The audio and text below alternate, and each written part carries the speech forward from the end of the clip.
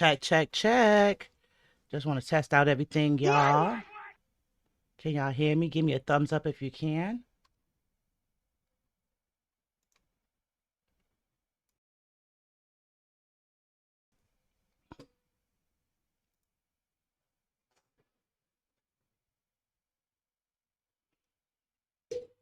Happy Sunday, everyone. Hey. Thank you for spending your Sunday with me, guys.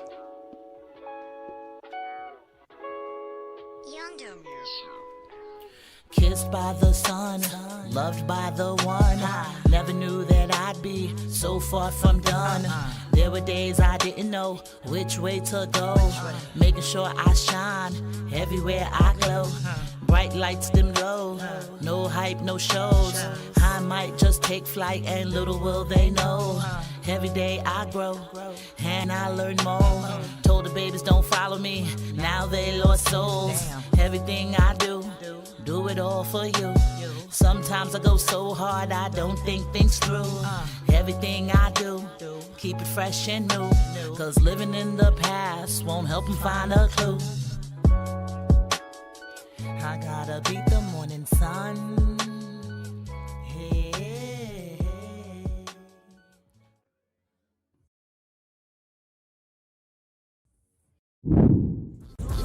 They talk about it. They talk about it. They talk about it. They talk about it.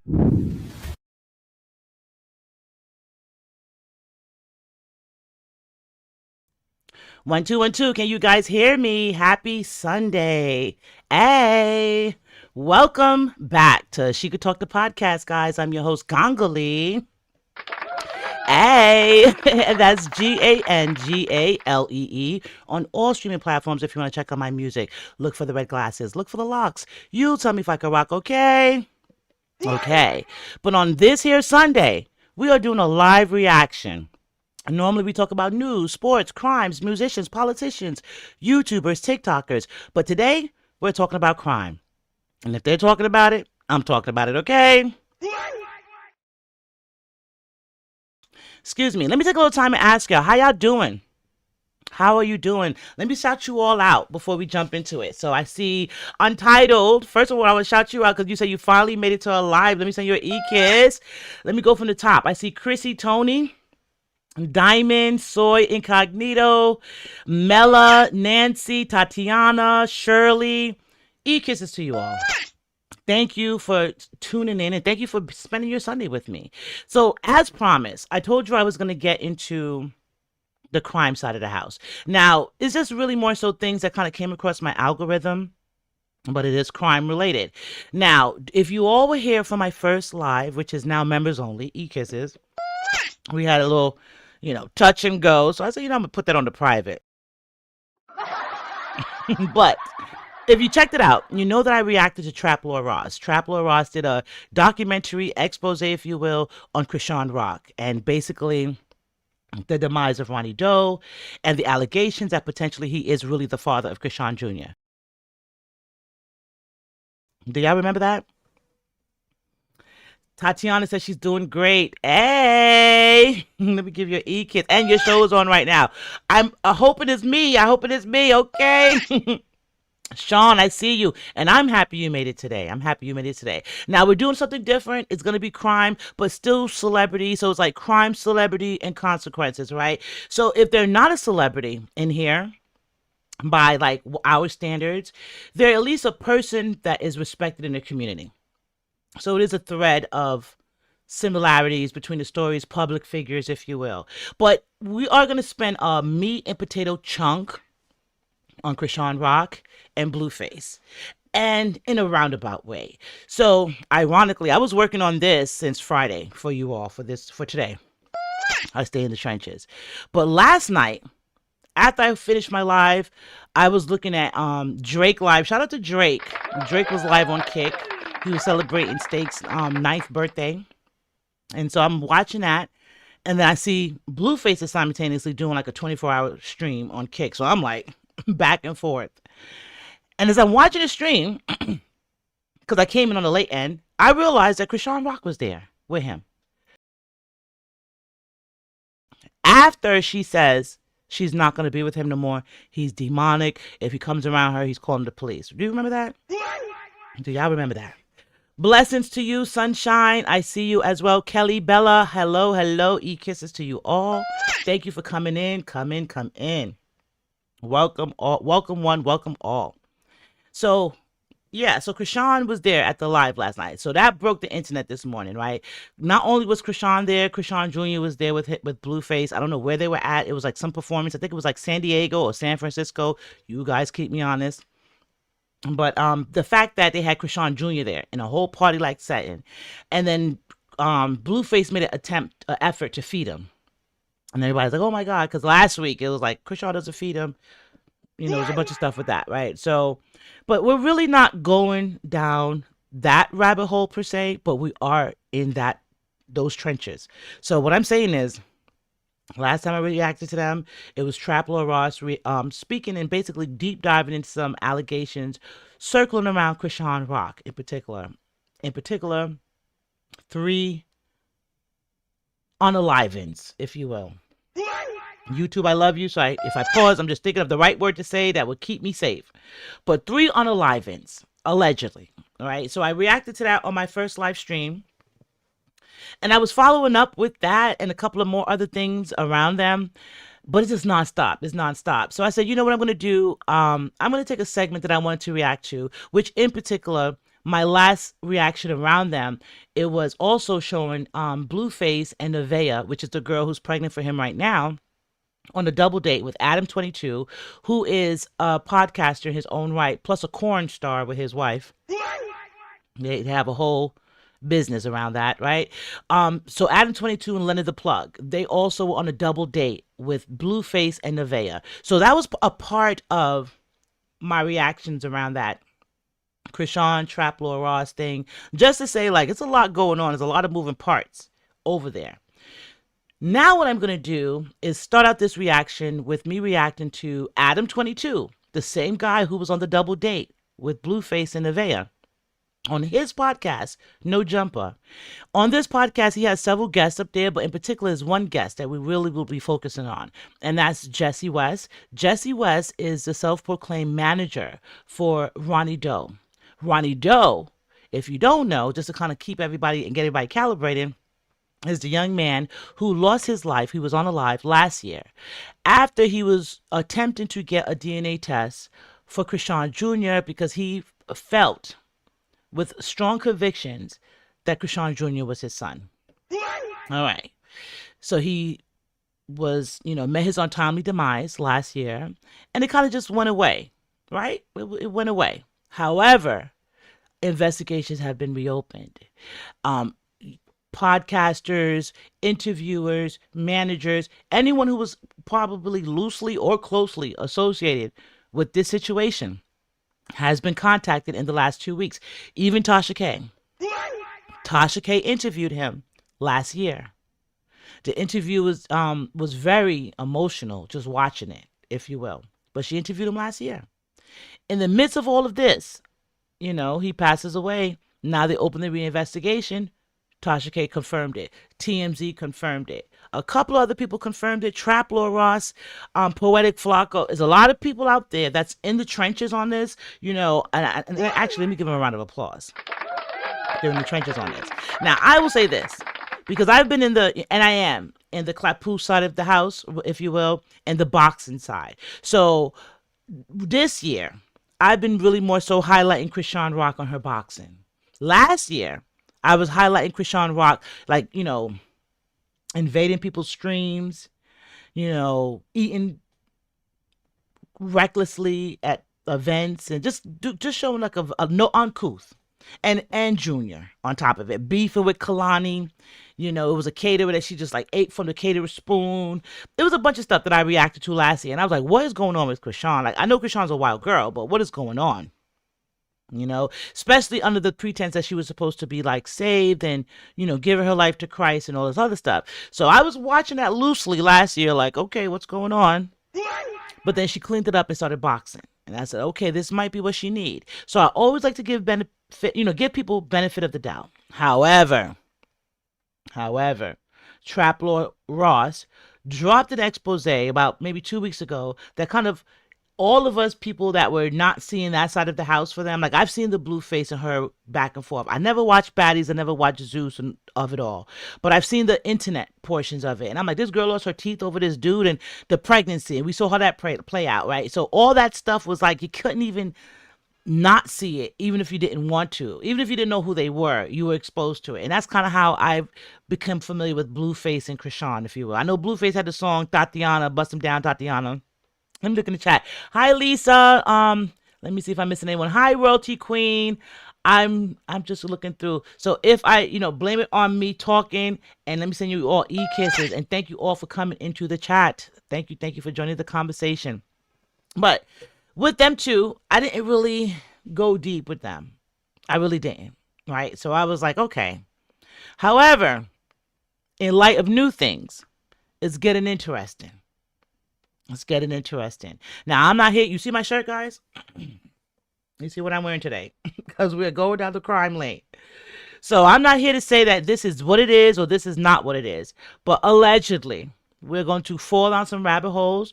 In particular, we're going to start out with Adam 22 and No Jumper. We're going to react to their episode where they had Jessie West up there, which was Ronnie Doe's manager. And she was saying some really interesting, deep, dark, if you will, things that Ronnie has shared with her prior to his untimely demise. And she also says that the police contacted her too this week. So let's start out there without further ado, because it's a ride. So buckle up, buttercups, okay? And we're not gonna just the whole episode, it will not be just about Chrisean and Blueface or whatever, but a chunk of it will be, because I wanted to deep dive, but I said instead of me deep diving alone, let's do it together. All right. So, shout out to you all. Send you e-kisses. We're jumping in this together. So I will be reacting, and whatever has my spidey senses tingling, I'll share that with you. Whatever has your spidey senses tingling, put it in the chat. I will, grab it from there. We'll react to it. Okay. So we're in this together, guys. We're in this together. So without further ado, let's start out with, where am I at? We're going to start out with Adam 22, No Jumper, interviewing or really speaking with Jessie West, the manager. So buckle up, buttercups. We are in the crime scene of it all. Yes, it gets deep, guys.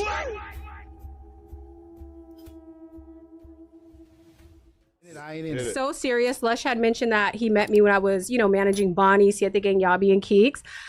I was also managing, I don't know if you guys know, Ronnie Doe, who was the ex of Chrisean Rock that got... The guy who got murked, yeah. I was just hit up Monday by the Maryland Police Department. Saying what? For the investigation in Ronnie Doe. See, I didn't watch that Flacco video, but there's everybody's saying that basically Chrisean might be charged with the murder of this guy, Ronnie. Everybody saying that? Listen, it is so crazy. I cannot believe this is bad. Well, Remo did a video. Remo did a video on it. Flacco did a video on it. Recently, Quail, the guy who was thought to be involved, he came out and said the police were looking to talk to him. And then a lot of us bloggers who have been covering the story, working with Ronnie, are now getting contacted by the Maryland Police. So why would it be thought that she might do this? What's the evidence? Okay, so basically, from my understanding, I started working with Ronnie because I was managing Bonnie, who was a part of the Blueface circus, And wasn't she like a live-in girlfriend? She was a live-in girlfriend. She was signed to Blueface. She ended up stepping away, came back in the height of Chrisean and Blueface's fame. I start managing her. We took off. During that, she had always told me about Ronnie. She goes, there's some guy in Maryland that's Chrisean's real boyfriend. And Bonnie said that Chrisean would always sneak off and go see him. They're still very much involved. So one crazy night, we had a viral idea to hit up Ronnie. So we go live with him. This was when Blueface went to jail. Chrisean had just went to jail. And Bonnie started teasing him well, Blueface is in jail. Chrisean is in jail. Go get your son. Like, go get your son. You've been telling everyone online here and there that might be your son. Go get your son. And so it went extremely viral. We probably did a live with him for 2 or 3 days. Fast forward, he ends up calling me and he's like, Jess, I like how you manage people. You and Bonnie are fearless. You guys have been able to kind of conquer the circus and up your career. So I start helping Ronnie. Thank you, Sean, for the gifts. I was just kind of helping him. I appreciate it. understood his story. I knew where he was coming from. He had moved out to California with Chrisean before the Blueface house. He caught a body, a murder case. It was him, Chrisean, and a homeless guy. They moved out here, and then he went to jail for murder. I'm going to pause real quick. Remember, if you guys seen my first live, I reacted to Trap Lord Ross, who said that he's saying it's potentially 3 bodies on Chrisean that Chrisean is responsible for. Allegedly. That's why I'm wearing my allegedly shirt tonight, because I don't know. We're just reacting and we're falling down some crime rabbit holes tonight, okay? But allegedly, she came out to California with Ronnie, who was her boyfriend at the time. Let's go back a bit. When she announced that she was boxing, I reacted to her announcement that she was getting into boxing, right? And I highlighted her when she was doing some track meets, and I highlighted when she was doing like a American Gladiator tag thing, you know? And I was like, yo, she knocked them out the park. She knocked out all the gladiators. And I even realized in that reaction that I did that Ronnie Doe was in the audience. So you know how it's like when family members are there, they'll pan to your family members. Ronnie was the only family member in the audience for her. They were in California. She was doing her athletic, tag thing. She won the joint. Chrisean won the joint. And Ronnie was right there with her. So it leads me to believe around that time, had to be around that time is when this took place. The story gets a little muddled because they're saying it was student housing, right? So Chrisean says it was her student housing got messed up. So I don't know if her student housing got messed up and it caused her to stay in this brothel. But if you watch the Tasha K interview with Ronnie Doe, and if you watch a couple of other people's interview with Ronnie Doe, he alleges that it was a brothel of some sort or some type of, I don't know, hotel, if you will, hostel, if you will, where they were tricking out of it. And he alleges that the guy who he unalived, was trying to attack them because of the situation, which when he tells his story, it didn't really make too much. It had my spice senses tingling like, wait, what? So you come around the corner and you see Chrisean praying with this dude randomly. And then how are you and Chrisean in the shower? And then he comes, it's a lot, right? It's a lot. And that's what I'm saying. Like, I still need to trying to slide down some rabbit holes to get that story clear because it's an unclear story. But nonetheless, he was able to get off 4 months after being arrested for that murder on self-defense. And then because of the whole, I don't know, prostitution, I guess, or the brothel of it all came into play. So, and that coupled with who they're saying her real father is, allegedly, which is a politician with influence out of Maryland.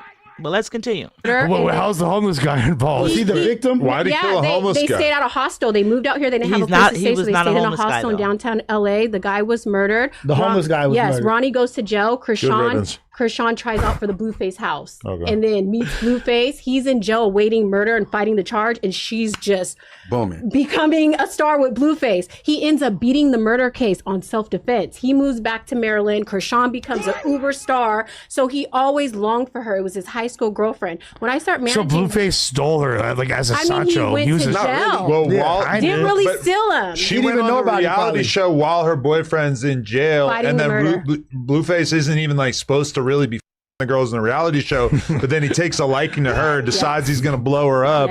And then but then meanwhile, this guy's locked up. But then what? He gets out? He gets out. So I'm going to pause real quick. Isn't that crazy? So Ronnie and her come to California, right? She does the tag show. She does like football stuff. She's getting a little bit of notoriety. Then, because of whatever reason, they're in a brothel somewhere and they kill this dude. Now, on this podcast here, they're saying there's a homeless guy. If you look other places, they're saying it's anywhere ranging between a John or just some guy they met on the street. Because the story is he was walking to his car. So I don't know how homeless you could be. I don't know. But nonetheless, right? So they go ahead whatever happens, Ronnie takes the charge. He goes to jail. Within those 4 months, she then moves on to audition for Blueface, the Blueface show on Zeus Network. So she comes there, because her whole thing is she's going to be a star. She's going to be on TV, and she was already on TV with the freeze tag and all that stuff and doing the lingerie football. So she was doing it. Like, she hit California. She hit the ground running. Her and Ronnie. Ronnie takes the charge. He gets, stuck because of the charge. She keeps going. She goes to Blueface house. Audition wins. Now she's in Zeus. She's on Baddies. Then she wins it all. She gets Blueface. Let's continue. And she doesn't even care? She doesn't even care. But Bonnie would tell me. But Bonnie would say when they were in the house, Chrisean would sneak off and talk to him. Chrisean would still go see him. Bonnie and Chrisean were like this in the house. So when I start managing him, I would tell him, like, tell me everything. What do you want out of this? Like, where are we trying to go? He would say, I really want to know if that's my son. Do you know I was there during his birth? Do you know I've been here the whole time? Do you know Chrisean sends me Blueface's money? Do you know all this? And I'm like, me, marketing genius. I'm like, oh yeah, I'm about to start managing you because it kind of... Ronnie is Sauce Walker and Blueface is Drake. Yeah, essentially. So I start helping him out. We start going uber viral. I get him on Hater Row. Blue Devil and him start going back and forth. Like, Whack is on podcast talking about him and his association. He gets on Tasha K. We start going so viral and things start getting so dark and bizarre. He starts getting weird, calling. So do you hear this? She is the one. This is Jessie West on the screen with the shades on, which I'm like, why are you wearing shades? But anyway, she is the one that got him on Tasha K, got him all the interviews that he gotten prior to his demise to tell his story. Because he said, I just want to know if Chrisean Jr. is my son. That's it. So he reached out to her or she reached out to him, and they ultimately came to an agreement of she'll manage him and she'll get him interviews so he can get his story heard. All right. Me telling me that Chrisean's family's out to get him. He tells me this long story one night. It was so crazy. He called at 4 a.m, like on some like scandal. He was like, I don't know if you know this, but Chrisean's real dad is something Malone. He's a politician. His wife is Lisa Malone. She's the biggest black owner of a law firm. And she's like, when Chrisean's mom was a teenager, her dad's Carl Malone. No, it is. It is. The mailman? The mailman. And I was so freaked out. And I go, Ronnie, this is too much. This is like too much a conspiracy. I go, just stay focused. I go, me and Bonnie went through all this. We had to fight the circus, the critics. I go, just stay focused. I'm trying to encourage him. You know what I mean? Like, I got my page taken. I got so much hate from people. And I said, they're going to try to distract you. Like, I was trying to keep him on the straight and narrow because what comes with the circus and all that drama is so much. You get it? Mm-hmm. So that was my whole point. But he was like, they're going to kill me. Like, Chrisean's family's threatening me. They're going to kill me. And I'm like, there ain't no way. There's no way. You get it? I said, you're just paranoid. And he was telling me all these conspiracy about her family and all this stuff. Till this day, I could cry right now. I feel so bad. For not listening? For not listening. I thought you were going to say for making them do the circus. I was going to say for perpetuating this negativity. Because I just thought... I mean, Andre, send you e-kisses out there. Did you hear that? She said that he's telling her everything. And one thing that I had my spidey senses tingling, I think, I don't know if she is... it's not for me to say if she's genuinely, authentically sorrow or remorseful, if you will, about what she, part she may have played in pushing him to tell his story. But as the story started growing, as it got bigger, as people started to realize, like, who is this dude? We're like, wait a minute, not Chrisean, who has Blueface's face tattooed on her face and she loves him so much. Her child could be potentially someone else's child? No, right? I know all of us on this side was like, nah, that's crazy. But the story started picking up traction. So you're like looking. Then you're looking at the kid and you're looking at him. You look at the kid and you're like, wait a minute. There's, when you saw him on the Tasha K interview, even now, watching that Tasha K interview, it's very it's deep. It's kind of eerie too. It's definitely eerie, but it's deep. And you're like, I don't see a person would go so hard if they didn't believe it in their soul. Now, I don't know if I'm not going to say he is or he wasn't, but I don't see him going so hard just for clout to the point that he could potentially, which happened, he had an untimely demise. Why would you go so hard? You know what I'm saying? If it was just for clout and not possibly something you believed or were convicted in believe in. But he's telling her like, hey, maybe I shouldn't, you know what I'm saying? Right. That's what I'm saying. It didn't sound genuine. And he's telling her like, hey, maybe I shouldn't, because they trying to kill me. But she kept on like, no, just go, just keep going, because it's a viral moment and it was picking up traction. And she said she wanted to help him get that, voice, or get that platform to talk, or to get, the DNA test for the baby. And they did get the voice. I don't know if the DNA test ever got done, but they did get the platform. But let's continue. Because I had been through it when me and Bonnie first started this. Thank you, Bonnie Mean Andre. was like the Welcome side to the chick. You know that. conversation. We were on your podcast because we were going viral. Bonnie was like the side chick. And it was hard, but we kind of got through it. You know what I'm saying? And I'm just like, it comes with a lot. I got all 3 of my pages taken. I got doxxed. My family was starting. But I was just like, Ronnie, it comes with the internet. Chrisean has a strong fan base. It's Blueface and Chrisean. Like, it's going to be a lot. Just okay, so why do people think that she was involved in him getting because killed? Ronnie kept saying that. He started fighting for paternity. But in the same time, he's going viral. All this stuff is happening. He gets on Tasha K. It goes super viral. And then at the same time, he's kind of dealing with Chrisean. That mall incident that happened that made him go viral when he stalked Chrisean at the mall. Do you guys remember that? He was like, let me see my baby or something? Yeah. So that day he called me. He goes, hey, do y'all remember that out there? Anyone that remembers that, throw a thumbs up in the chat. When he was on camera, and I think they were like in a subway or something like that. And he was like, that's my baby. I just want to see my baby. And then she called the police on him, and they was in the middle of the mall. It was like a whole spectacle. And I saw that video, and I was like, there's no way. Dudes would run away from, like in Jamaica, we say the jacket. Dudes would run away from the jacket.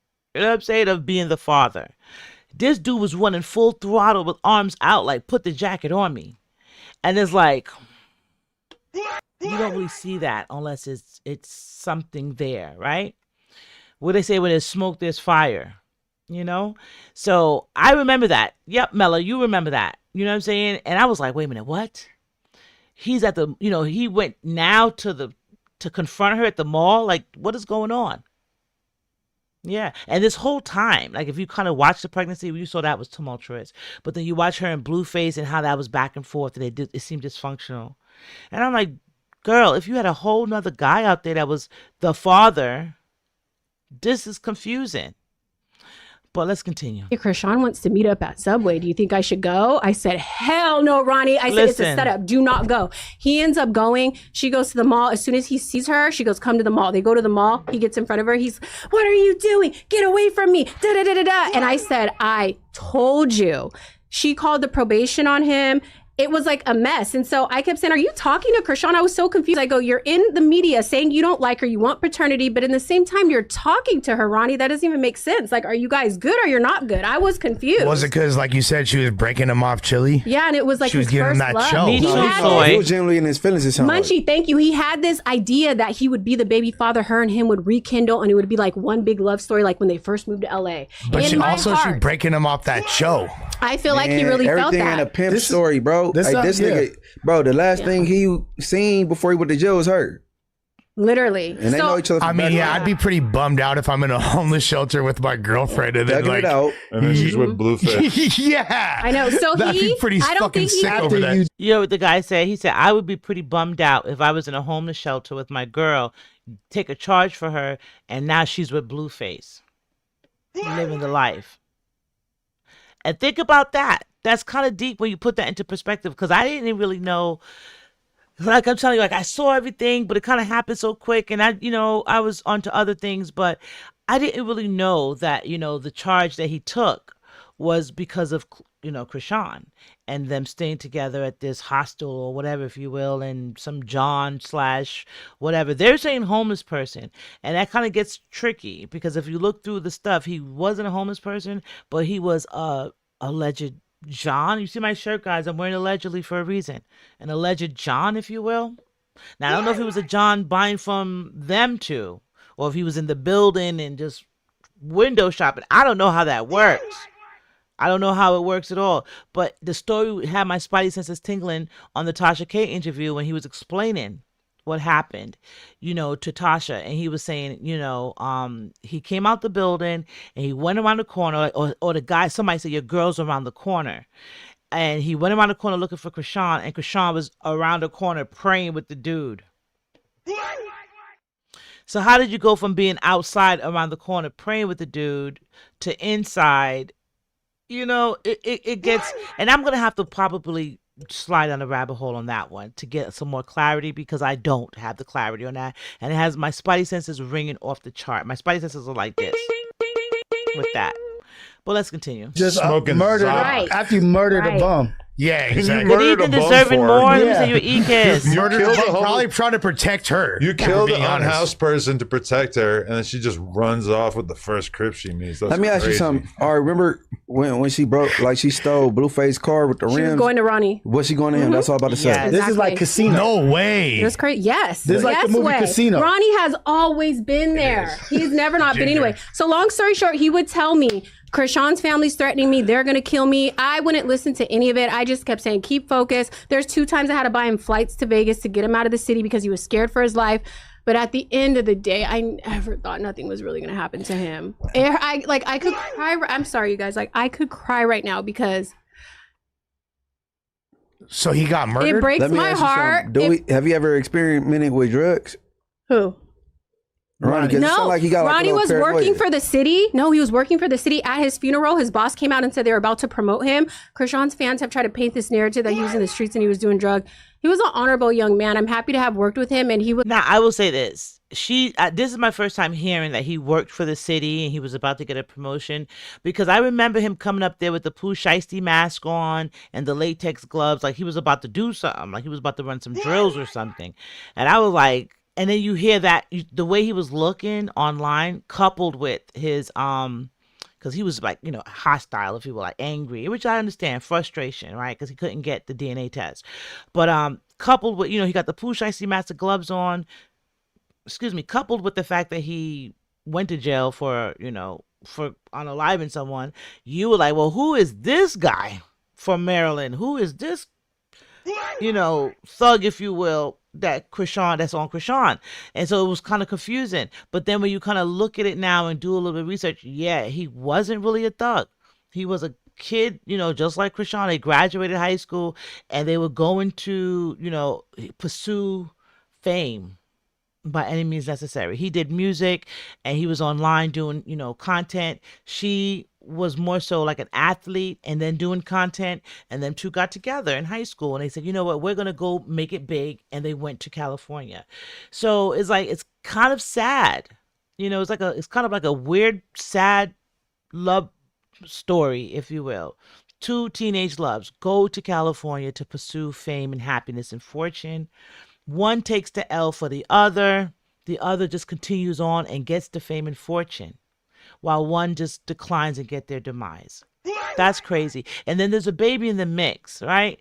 Now, some people say the baby looks just like Ronnie. If I had to lean towards a person, and I'm going allegedly here, guys, but if I had to lean towards a person and say who I think the father is, I would go with Ronnie.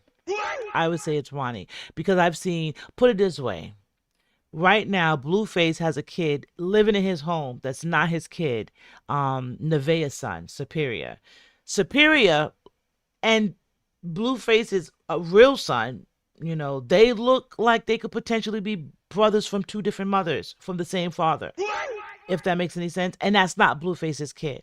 More than Chrisean, who's supposed to be Blueface's kid. I hope I'm making any sense there. Am I making any sense, guys, to y'all there? Because I'm down these rabbit holes. But let's continue. Was on the up and he was going so viral. And for him to tell me, like, all I could say is if ever someone tells you that their life is in danger, like, please listen to them, because my heart is heavy, because Right. I often think about, like, why didn't I listen to him? I never really thought nothing would happen. I just thought it was like, yeah, it's fucked. And I don't know, deserving more. She might have answered you if you're talking about Jesse West, like why she didn't talk before he passed. She might have just answered you. She didn't believe him. Clearly, she didn't believe him. Hey, Sherry Jackson, happy Sunday for coming in here and joining the conversation. Let me send you some e-kisses. But deserving more. I don't think she believed him. And then, like I said, she probably didn't even know that he was a good, upright kid. She probably thought that he was a thug and, whatever, and, trying to clean up his image for everything else. But in her mind, it was a payday. It's viral. I saw some footage, which I might have to add at another time to, as I go down these rabbit holes. But she was trying to promote Bonnie, which was Blueface's ex-girlfriend that was part of the show at one point, and Ronnie. as a couple and calling them Bronny. So she was trying to do that.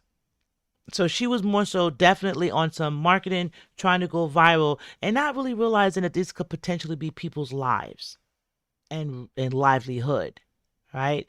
So I don't know if that's why she's wearing shades, guys. I don't know. But let's continue. It was the internet. None of his paranoia came from any activity in the streets because her sister said that yes, she done fed him at one point, and they was close and they stayed together. They argued, and the sister, I can't pronounce the older sister name. Her. Yeah. She had a good relationship with him. They've been knowing each other for X amount of years.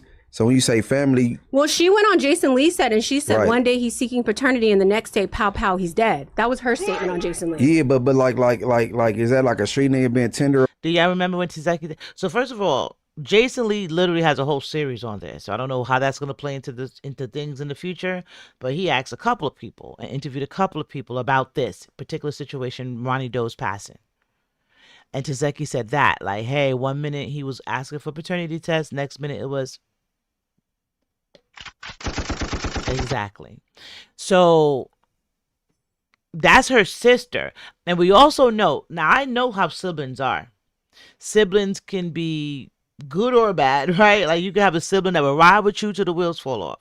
And then you have one that just be like, you know what, I don't even walk with you and I'm gonna say whatever, to get me some play. Kind of think of like Brorilla and Glorilla. Remember how Brorilla was like, we did this, we was poor, we was this, we was that, right?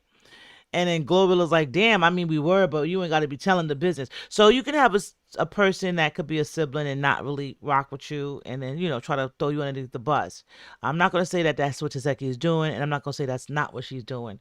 But they both kind of successful in their own right. They both kind of have like, reality show success, etc. So I don't know. I don't really know how it worked out, but I know Tizeki said that. And Tizeki said she loved Ronnie Doe. He was one of her relatives, and she fed him, and she said he truly loved Chrisean. Let's continue. Over a female doing it for her or her family, though. I think that's why the story was so alluring, because I don't think none of us could really tell, was it for clout? Was he doing this for this? Was he just jealous of Blueface? But when I would ask him, he would just say, I just want to know if that's my son.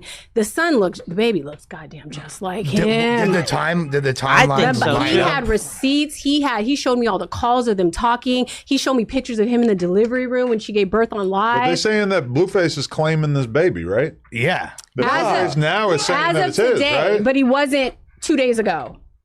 Man, Blueface kind of changed, bro. Yeah, he keeps going back and forth. So I mean, that is one thing I'll say about Blueface is that like over the years I've felt like he like behaved like a pretty like solid dude and shit. But things started to change a little when I saw he finds out that Jaden Alexis, his baby mama, was his good homie, and then he's back in bed with her. So Jaden Alexis is is Blueface's high school sweetheart. So you see how Ronnie Doe is Chrisean's high school sweetheart. Jaden Alexis is Blueface's high school sweetheart.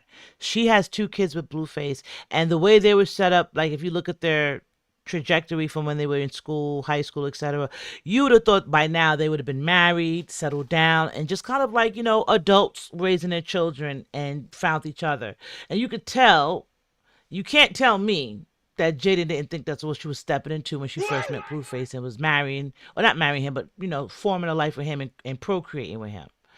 But she's part of the circus, which clearly I've recently, in recent times, come to realize that is what they call. I thought people were calling it that. But no, it's really like Blueface's circus. So I don't know if they're clowns or what, but... yeah. So Jaden Alexis is the first, mother of the first 2 children of Blueface. Nevaeh, is allegedly the last one. She's pregnant right now. And then we have Rella, who's also currently simultaneously pregnant for Blueface. It's a lot going on. And then we have Chrisean on the other side, Chrisean is the one that everyone wants Blueface with. Everyone thinks that they should be good together. They're perfect together. But she had a tumultuous pregnancy. We've seen her drinking. We've seen it play out, right? We've seen it play out. And then we've seen the birth of Chrisean Jr. We've seen the aftermath of the back and forth with Blueface, the arguing. him not claiming the baby, right? To now we're here. Now we're here. So anyway, let's continue. And I was like, I would not, like, I would be heartbroken, angry, circus, yes. not, like, I would, like, I don't know, that confused the shit out of me. And that's kind of weird to me too, that like he seemingly like knew that he was sharing Chrisean with Ronnie, and he wasn't too bent out of shape about it. You feel like, Adam, when you interviewed him, thank you, Sherry, for the jewels. Let me see him. Like, I was hoping you would ask I'm those not hard up to date questions. on the Chrisean lore. But hold on though. Blueface. But isn't the whole thing that like he's openly not monogamous? So wouldn't it be super contradictory? And I've seen him in his dealings. I think it was even Hazel, the other women, when he's like, just don't lie. Yeah. I'm like, I know you a hoe. I get busy. I do my thing too. It's all good. Just don't lie. Isn't I believe when it comes to Jada, it hit a little different. You know, that's why I'm saying they from like kids. You know what I mean? Yeah. But I heard how Wack explained the story to you, and you are welcome, Sherry, for the live. Let me send you e-kisses, and thank you for the jewels. You are welcome. We are in this together. And yes, please hit the like button, like, subscribe, share, tell a friend.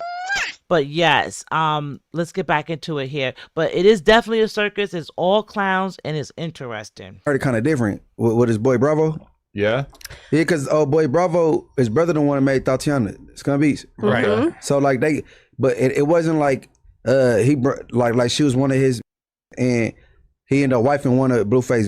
That was already his work. He went behind Bravo and spanked her down. Blue slept with Sadie, so Sadie slept with Blue, and then like you said, Jaden and Alexis slept with Bravo. Right. But I'm grossed out by the idea of my friends like getting at me about my girl. Yeah, I'm with you. It is. Even though Adam 22 can't, I don't know if he has room to talk. Lena the Plug. Look up Lena the Plug. That's his wife. She's a pretty girl. But I'm with him on that, though. It's pretty grossed out to know that. So just to kind of break it down, because they're talking fast. So Bravo, I believe Bravo's brother made the beat, Busted Down Tatiana, which is Blueface's hit, right? So Jaden Alexis, because Jaden Alexis was pregnant with her second child in the height of Chrisean and Blueface show and all this other stuff, right? So it's kind of like, well, are they together or are they not? Is this for TV or not, right? But Jaden Alexis had a baby. After a while, she ended up cheating with Blueface's friend Bravo, right? So it's kind of like a tit for tat. If you doing this over there, I'm gonna do this over there. But she ain't leave, and that's why Adam 22 said that's why I'm bugging out, because Blueface was in the bed with her the next night after seeing what went down with her and Bravo. Allegedly. You see my shirt? Allegedly. Because I'm still trying to sort this madness out. Really what I want to do is, honestly, I'm trying to stick to the demise of Ronnie Doe and how did we get here? And is it possible? Like, what threads can possibly lead, to this from this side of the house? So I appreciate you all for your patience with me, because I'm trying to do a little deep dive backstory to get an understanding. But I just wanted to clear that up because they're talking fast. So in case it gets missed.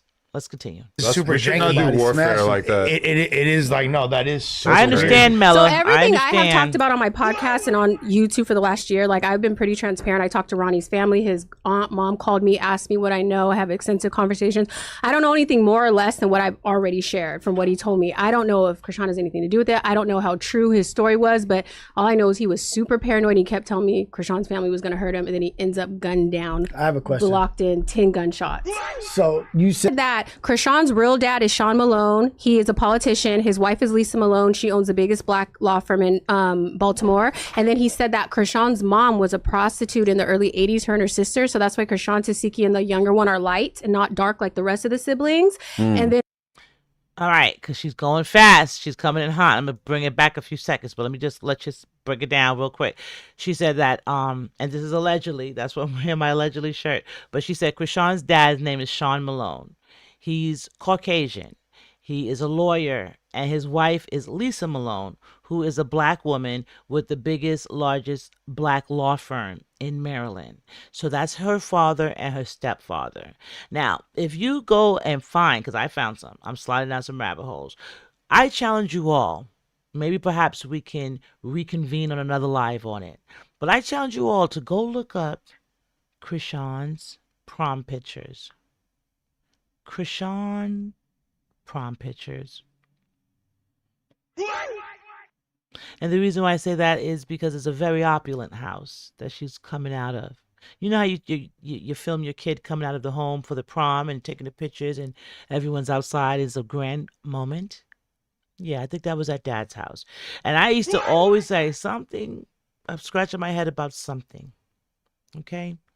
But let's continue. I'm going to play it one more time. Baltimore, and then he said that. Wait, let me go back. So you said that Chrisean's real dad is Sean Malone. He is a politician. His wife is Lisa Malone. She owns the biggest black law firm in Baltimore. And then he said that Chrisean's mom was a prostitute in the early 80s, her and her sister. So that's why Chrisean, Tasiki, and the younger one are light and not dark like the rest of the siblings. And then so Ronnie would say, "You don't understand how protected that family is. You don't know what they'll do. You don't." And I'm like, "Shut up. Like you sound crazy." Like I didn't even process it. I would just like cut him off and go to the next subject. Okay, I need you to post this. Okay, Ronnie, do this. And it also, to me, in my opinion, just listening to her talk, she would cut him off and just move forward because it's almost like sound like she didn't respect him.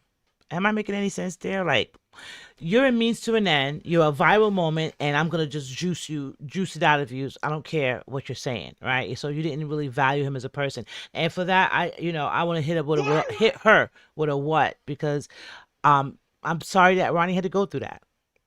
Yeah, she got him the platform, but she didn't listen to him, and it could have went differently if he would have listened. Now.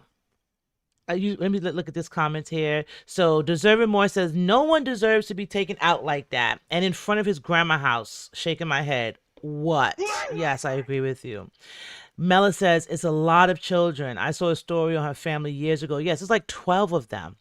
12 of them. Now, depending on which rabbit hole you slide down, Mela, some people are saying that the oldest daughter, allegedly, that's why I'm wearing my shirt, guys. The oldest daughter is allegedly the mother of Tazeki and Chrisean. Now, if you look at Chrisean's mom, yes, they all look alike. But the oldest daughter mixed with Sean Malone, I could see that happening. I'm just saying.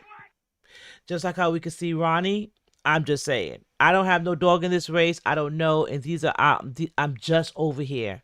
I'm just now sliding down this side of Chrisean's rabbit holes. Okay, so, but when I saw the picture of the oldest daughter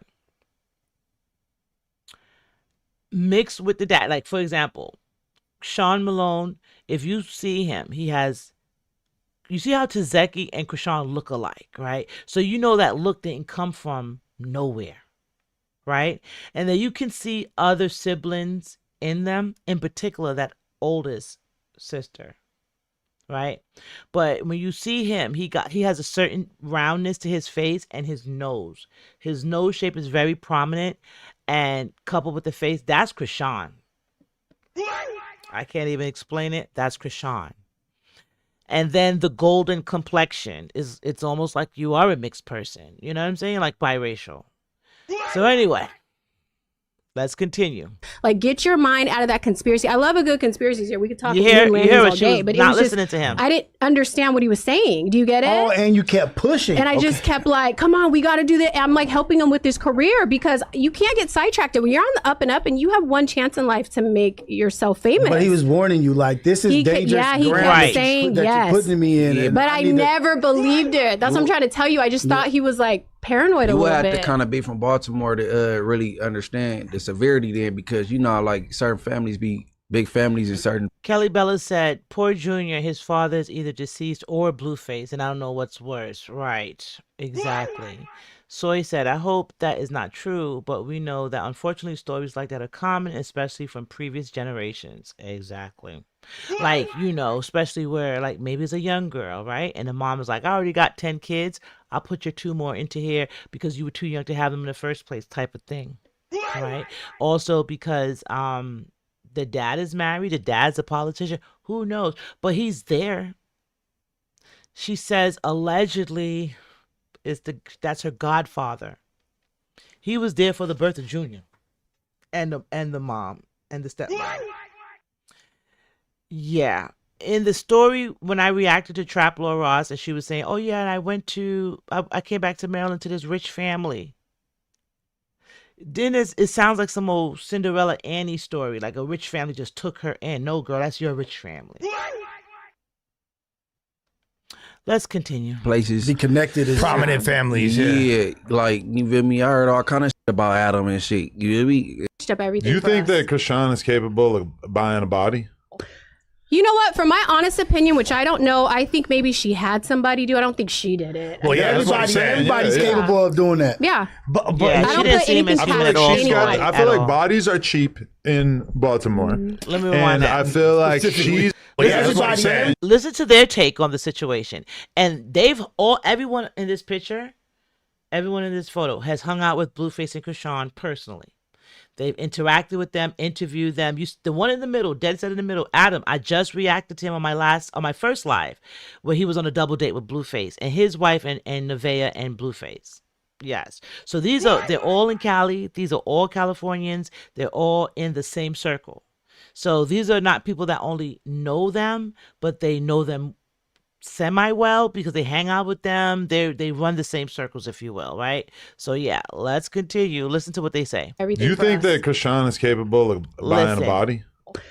You know what? From my honest opinion, which I don't know, I think maybe she had somebody do. I don't think she did it. Well, yeah, that's what I'm saying. Everybody's capable of doing that. Yeah. But I don't put anything past I feel like she's anybody. I feel like bodies are cheap in Baltimore, and I feel like she's tapped in with.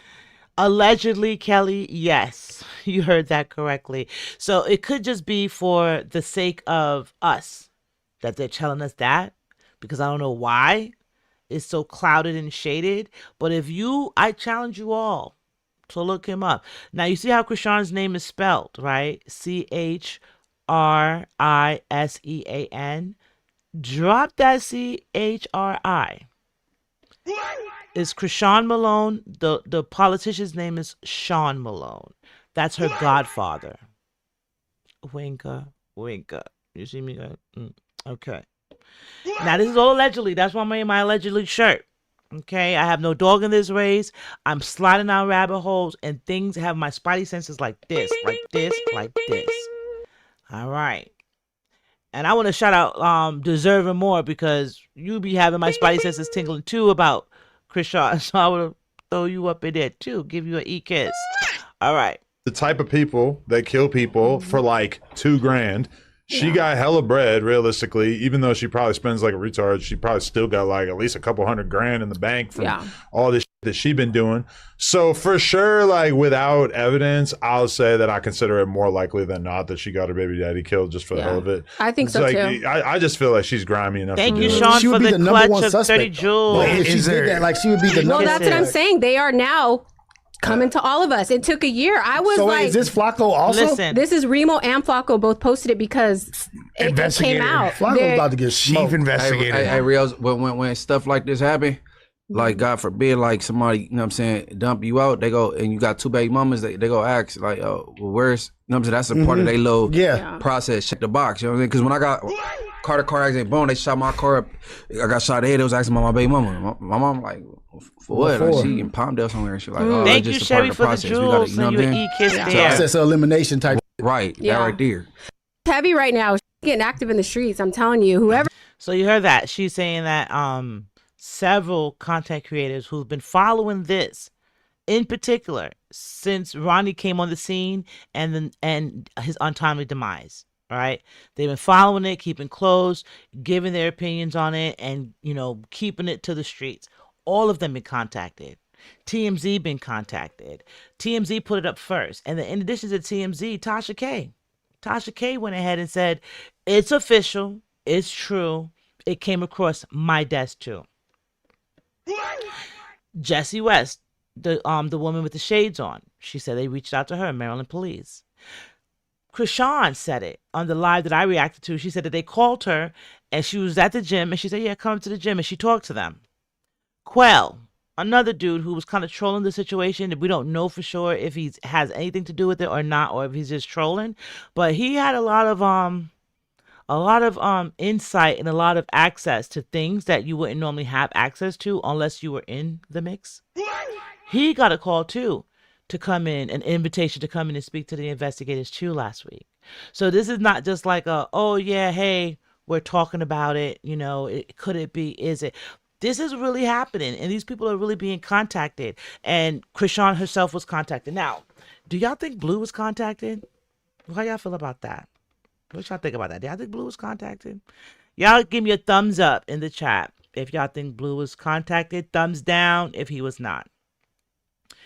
And then what can I do? Let me see here. Deserving More says, I question West because if she's seen receipts from Ronnie, why is she saying she doesn't believe something and she saw with her own eyes? Right. Now, when did she see the receipts, right? Like, I don't know. I think she's seen it. She just didn't care. That's what I'm leaning towards. What y'all think? She's seen it and didn't care. I think she's seen it and just like he's telling her. She said she said she flew him out twice to Vegas because he said people was trying to kill him. And Chrisean's family was after him. So she said she spent money out of her own pocket twice to fly him to Vegas for safety reasons. And then I'm with you, Deserving More. If you felt enough the need to fly him out twice, why didn't you believe him? I'm with you there. But the vibe I'm getting, and this is why I'm saying discernment is needed. The vibe I'm getting is it was a money grab on her side. So even if she did believe it, I feel like she didn't care. She was going to get that money grab because she was even trying to prime them up like they were a couple. Bonnie, who was Blueface's ex, and Ronnie, who is Chrisean's ex, she was trying to do her own little spinoff, if you will, and have them two be in a relationship and whatever for social media. The whole time he's trying to tell her, like, no, this is some real stuff here. These people are serious. So, yeah, you know what I'm saying? I see you, Sherry, yes. You know what I'm saying? He's trying to tell her one thing, and she's like, I don't care. Just stick to the plan at hand. We got to get this money. You're about to be on Tasha K interview next week. You know what I'm saying? Like, she's just moving forward. Deserving said, I'm over. God is going to deal with whomever, how he feels fair. I agree. I definitely agree. But the crazy thing is, like, well, let's continue. Because we have a little bit more on that. Whoever did it is they're knocking on the door. They're coming. I already told my lawyer. I told him to handle everything. I sent him everything because this happened before to me, and it turned out to be like a fake detective. It was like a Chrisean fan trying to mess with me. A fake detective. What? Yeah, I got a message on like Instagram. a PI, probably. Yeah, I got a message on Instagram, and I sent it to Drew, my attorney, and he's like, that person doesn't exist. So when I got this one, I sent it to him again. He goes, oh no, I think this is the real detective from Maryland. But wait, Jess, what was She the was trying to last get a money grab, interaction I that feel. you recall, like him saying that he had with her? Like, when it happened, we were in Milan. When it happened, me and Bonnie and my team were in Milan for Fashion Week, and as you do. Oh, just you guys are in Milan. Well, Spending this money. guy's Bonnie sold out two shows, Switzerland and Milan. But he still dealt with her. He would get really upset with her because she would promise certain things to him, and then whatever. Like sometimes I'd call him, his energy would be so nice, and then sometimes he'd cuss me out so bad, and then call back and be like, just like Chrisean said, you're trying to set me up, and you're trying to do this. And so I knew he was always dealing with her. I just was like washing my hands of the situation. Something sounds wrong with him too, though. That's what I said. Do we have a history of drug use or a little tad bit mental health? I don't know. I was like, me and Bonnie's career was taken off, and I was so just, like I said, one track mind, trying to stay focused, trying to get it. I agree, Diamond, because even in this moment here, she's so excited to tell this story, right? And get it out. And then when she tried, and I want you to listen, because when she tries to be like, oh my God, I'm so sad about this, and I should have listened. I want you to hear the reaction of the guys around her. Just to stay all on track. Like, I can't entertain all this little weird. You get it? Or the whole team breaks apart. And if you see me sweat, my team sweats. So I didn't even want to hear him. I just was like, no, you're tripping. This happens all the time. People always threaten you. They're internet gangsters. He's like, you don't understand. They're going to kill me. And I'm like, Ronnie. You heard that. And it was like, oh, so you don't feel bad about, his demise, or you don't feel bad about what you did. And she was like trying to double back and backtrack. I do. But I don't think she did. I think she saw a money grab and everything. And even right now, like you were contacted. So it's like, oh, yes, I can go viral again. She's on Adam 22 talking about it, like excited. But Will I say I don't believe her? I'm not going to say I don't believe her because I feel like there's some truth in there. Will I say she's telling us everything? No, because she's not telling us the part she played. I feel like she played a part there too.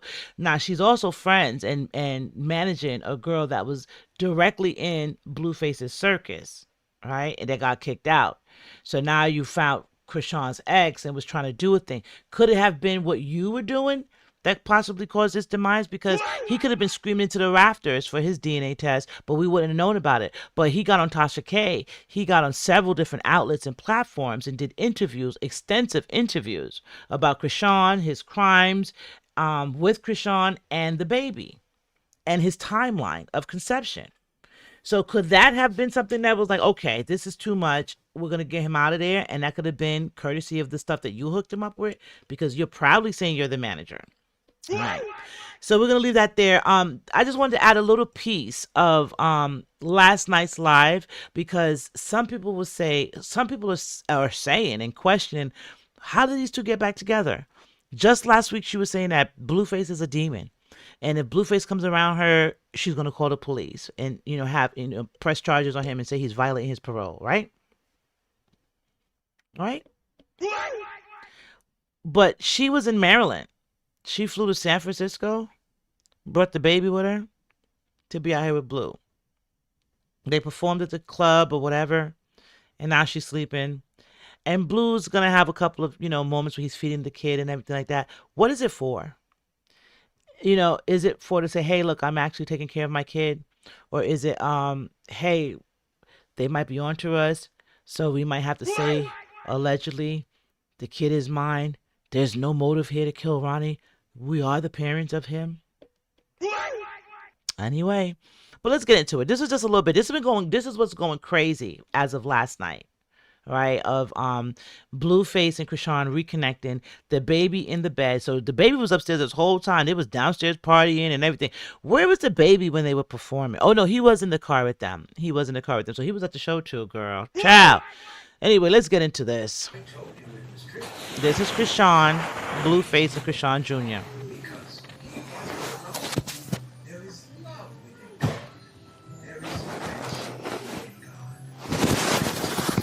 And this is last night.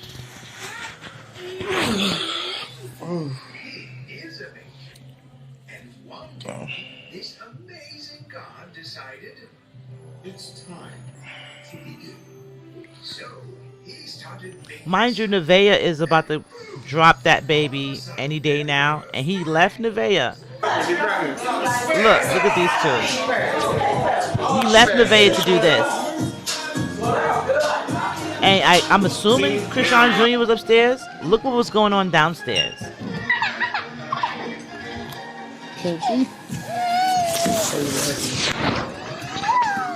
Chrisean is not Are you sleepy? responding. You sleepy? Go to sleep. I'm with you, Diamond. And then if you look at Ronnie eyebrows and his mouth in particular, like his chin and his mouth area, and then you fuse that into Chrisean's round face, looks like Junior to me. Sean says she is demonic too, even more than he is. Is that the same bed he's been laying in with the new baby mother? No. So this is an Airbnb because he performed in San Francisco. And remember, just a couple of days ago, Chrisean was on live and she was up there saying how what she was doing last week. She was doing baptisms on homeless people and she was preaching and ministering with the pastor Mario and all that stuff. And a lot of people saying like Chrisean Jr. been out all day, didn't eat anything. But so she was on a spiritual retreat last week. And then in the middle of the week, she was like, oh, I'm back on shape. My license, the fight's been announced. I'm focused. I'm in camp. And I'm staying away from Blue. I'm focused on Blue. Blue coming around me. I'm pressing charge and calling the police. That was just this week, like Wednesday. Anybody out there, y'all keep me honest, because I know I'm not bugging out. That was this week. And then, lo and behold, Saturday night. This is Saturday night. All right. And a lot of people are, depending on which algorithm you fall down, some people are like, it's a little bit deeper than them trying to be together. It could be because of investigations, allegedly. That's why I wear my shirt. That's why I threw this in here. Like if we at least act like we're really co-parenting this child and saying and claiming it as our child, then there is no motive allegedly for a Ronnie Doe demise, right? I don't know. But Nevaeh says she's not going. Well, Nevaeh, I don't know. I don't think Nevaeh's going anywhere, honestly. But Nevaeh saw the live last night. She was devastated. She saw all of this play out like the rest of us did. She was devastated. And she packed up with her friend and her son and she told us chat goodbye and she left. And then she called him. So she was calling him during this live with them three up here. And he was like, what's up? And she was like, I can't believe you. And he was like, where are you? She was like, I'm going to get something to eat and I'm going home. So he was like, are you going home, like back to my house? And she was like, why would I? And he was like, oh, okay, bye. Because he knows she will be back. So while that was all going on in LA, this is going on in San Francisco. So this is at the Airbnb that I guess they rented because he had a show out there. And Chrisean flew in from Maryland, where she's supposed to be in boxing camp, focusing. Yahweh. And she's over here doing this. And Julia's crying because he's hungry as usual, allegedly. Well, let's see if he go over.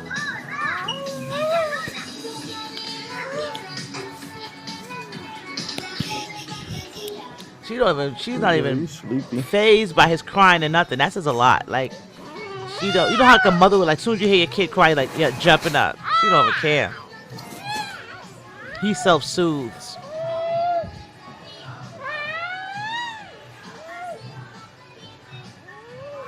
Look at his eyebrows. Appreciate it looks like Ronnie laying in that bed. Y'all got 5 minutes, chat. Allegedly.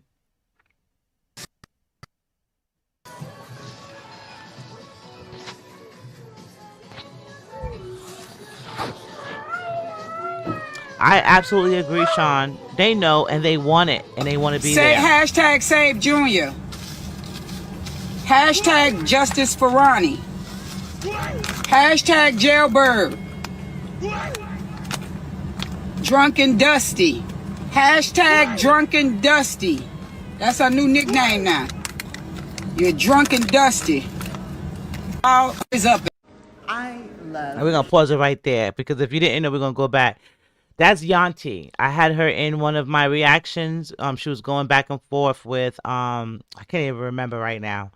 But she also did something with Akbar V. I was gonna spin the block on, but Yanti, she be out there calling people up to cuss him out.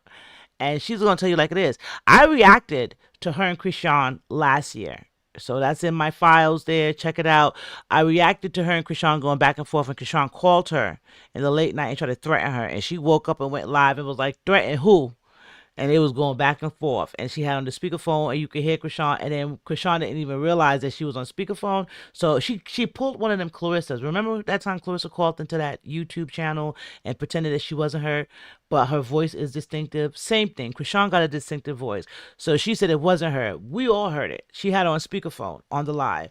And I was like, what? How did these two cross paths? But clearly, Tia been on Chrisean ever since Junior, because anyone that's a woman and anyone who's definitely been a mother or is a mother, you seeing how this play out and you know it's not right. Deserving More said, if she saw pictures of him at the hospital during delivery, like, isn't that proof of communication? Right. You're talking about Jesse West and Ronnie Doe, right?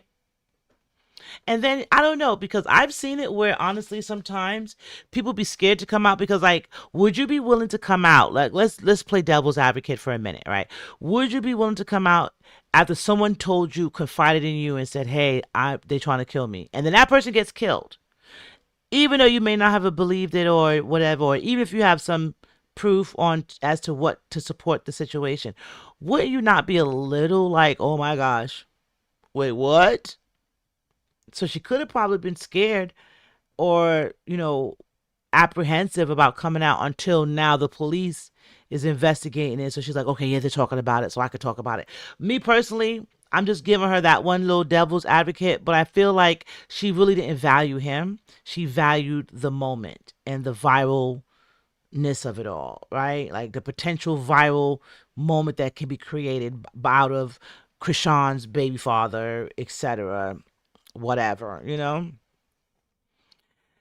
Sean Lindsay said that is definitely Ronnie's baby and she needs to stop. People kill me, call on God after they have done all kind of odd, dirty, low down stuff. They can put on a show for million fans, but you can't fool God. Let me hit you with a round of applause. And that's the thing that I noticed, definitely with Chrisean, that's the thing that kind of like irks me. Like last week, she's out there baptizing homeless people, right? And out there with the pastor on 48 live streams, right?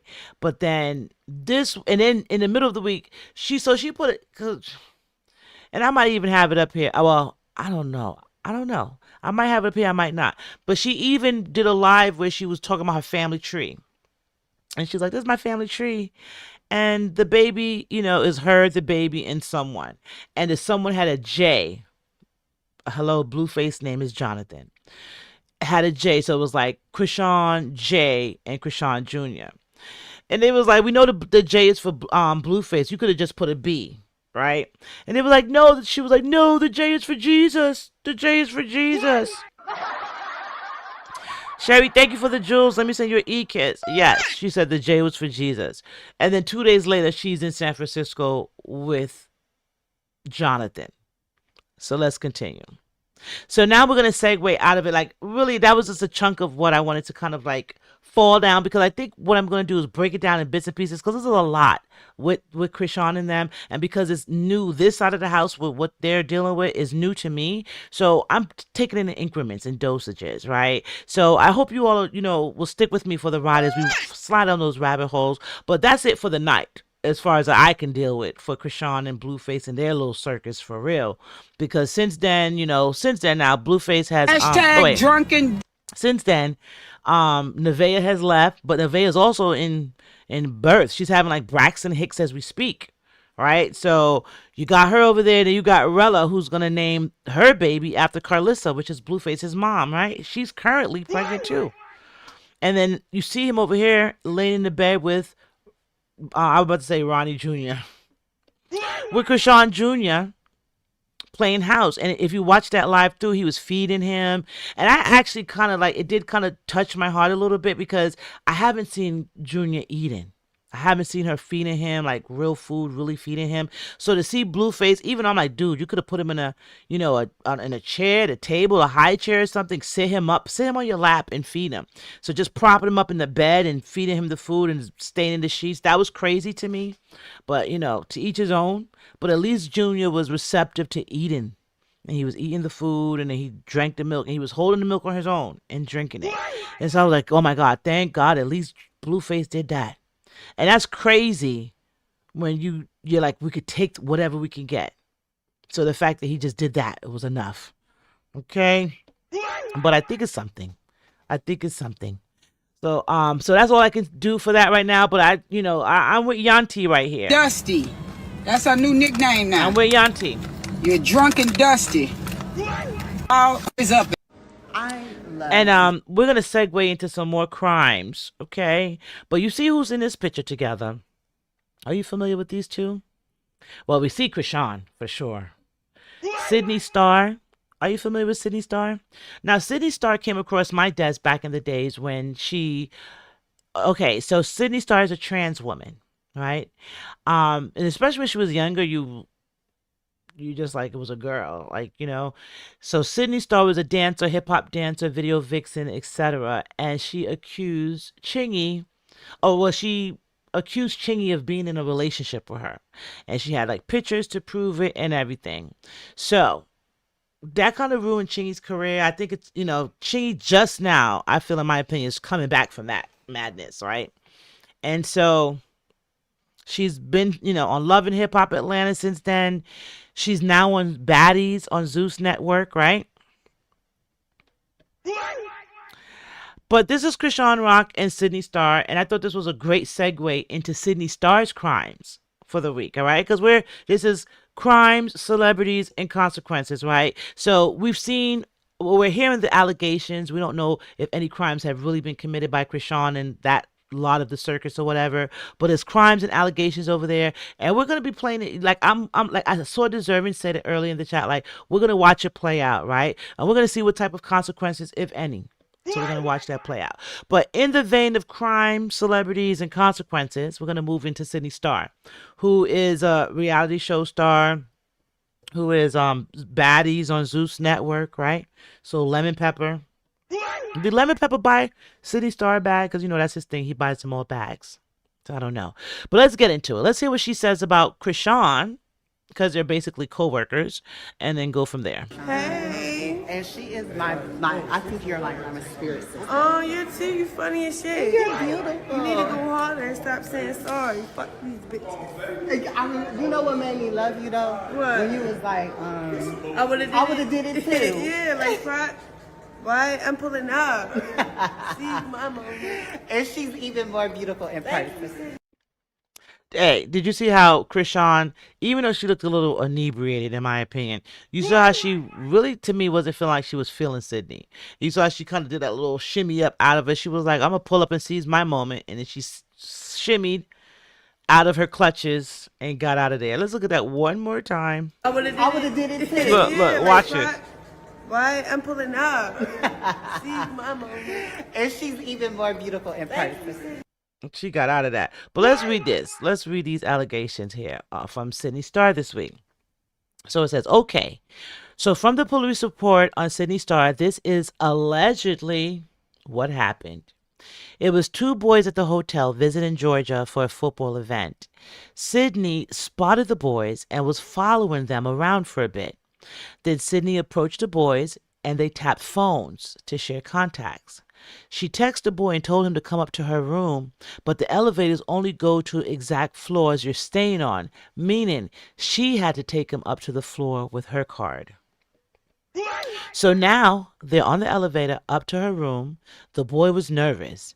They get in the room and the axe, you see the word, zoom in, the axe starts, the boy tries to push Sidney off of him and tries to leave and starts trying to run out of the room. Then Sidney, big football self, grabbed the child's leg because he fell trying to get away. So now basically she's holding him and he can't get away. Then she starts offering him money to finish what they started and keep it between them. But he keeps fighting her off and eventually breaks free. He runs to tell his family and immediately calls the police. How do y'all feel about that? Because Sidney Starr, you know, she will tell you that regardless of her being trans or not, she could pull any guy you can pull, and she has pulled rappers allegedly. And I'm not doubting she might have, because, you know, one thing about Diddy's whole situation it taught me was don't doubt anything. Don't doubt anything. What does Soy say? Soy says, they would be touching and everything. Sidney would literally be laughing and asking if they liked it. There were several videos like that posted on World Star, and that was back 15 plus years ago. And I actually seen some that popped up because, you know, in the vein of what's happening now, you know, the algorithm is going to bring it up. And those dudes in the room with her back then looked at sus and young and questionable too. Okay. So yeah, so they ran. So this was in a hotel. What was she doing? Oh, I think they said she was filming for a Zeus Baddies episode. Love and hip hop star Sidney Starr, known as Sidney Favors, is facing multiple felony charges for allegedly abusing a child, according to Georgia court records viewed by Oxygen. And can I just say, let's look at this photo real quick.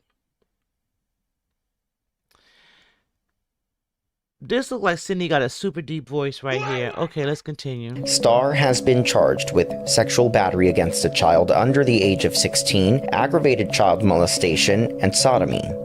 Starr is a transgender model and TV personality who appeared on season 9. Oh, so I know what you're talking about, Soy. So I remember the videos with them in the hotel, and I do remember when they would be out and about, like, would you go on a date with her, blah, blah, blah. And it was kind of like running up on people to see if, you know, they would fall for it or if they could tell she was, you know, trans or not. I remember those too, yes. And that's what I'm saying, like, Sidney has done a lot to toe the line You know what I'm saying? And I'm surprised she hasn't gotten hurt. Like, I don't wish nobody getting hurt for their preference or their sexuality or anything like that. But towing the line and playing with people's emotions and kind of almost like hoodwinking them or deceiving them, being deceitful, that comes with consequences. But let's continue. Of Love and Hip Hop New York. According to a press release from the Hapeville Police Department, she was arrested on August 2nd after police were called to an Embassy Suites hotel in the greater Atlanta area on a report of a sexual assault involving a child. According to an arrest warrant, Starr confessed to the acts, telling investigators they were consensual. Authorities said in a press release, quote, "Because this case involves a juvenile, no additional information will be released from our agency."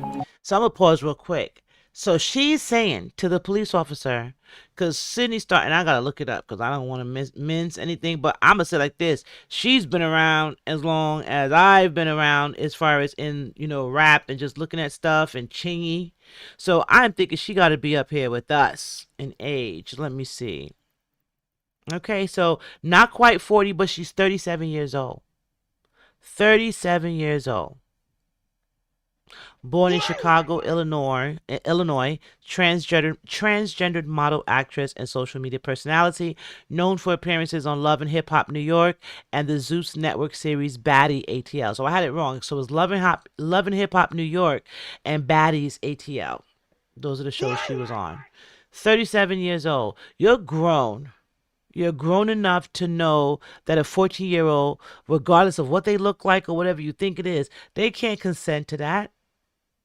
They cannot consent to that. And to me, that's when we lean into predatorial territory. Oh, they consented.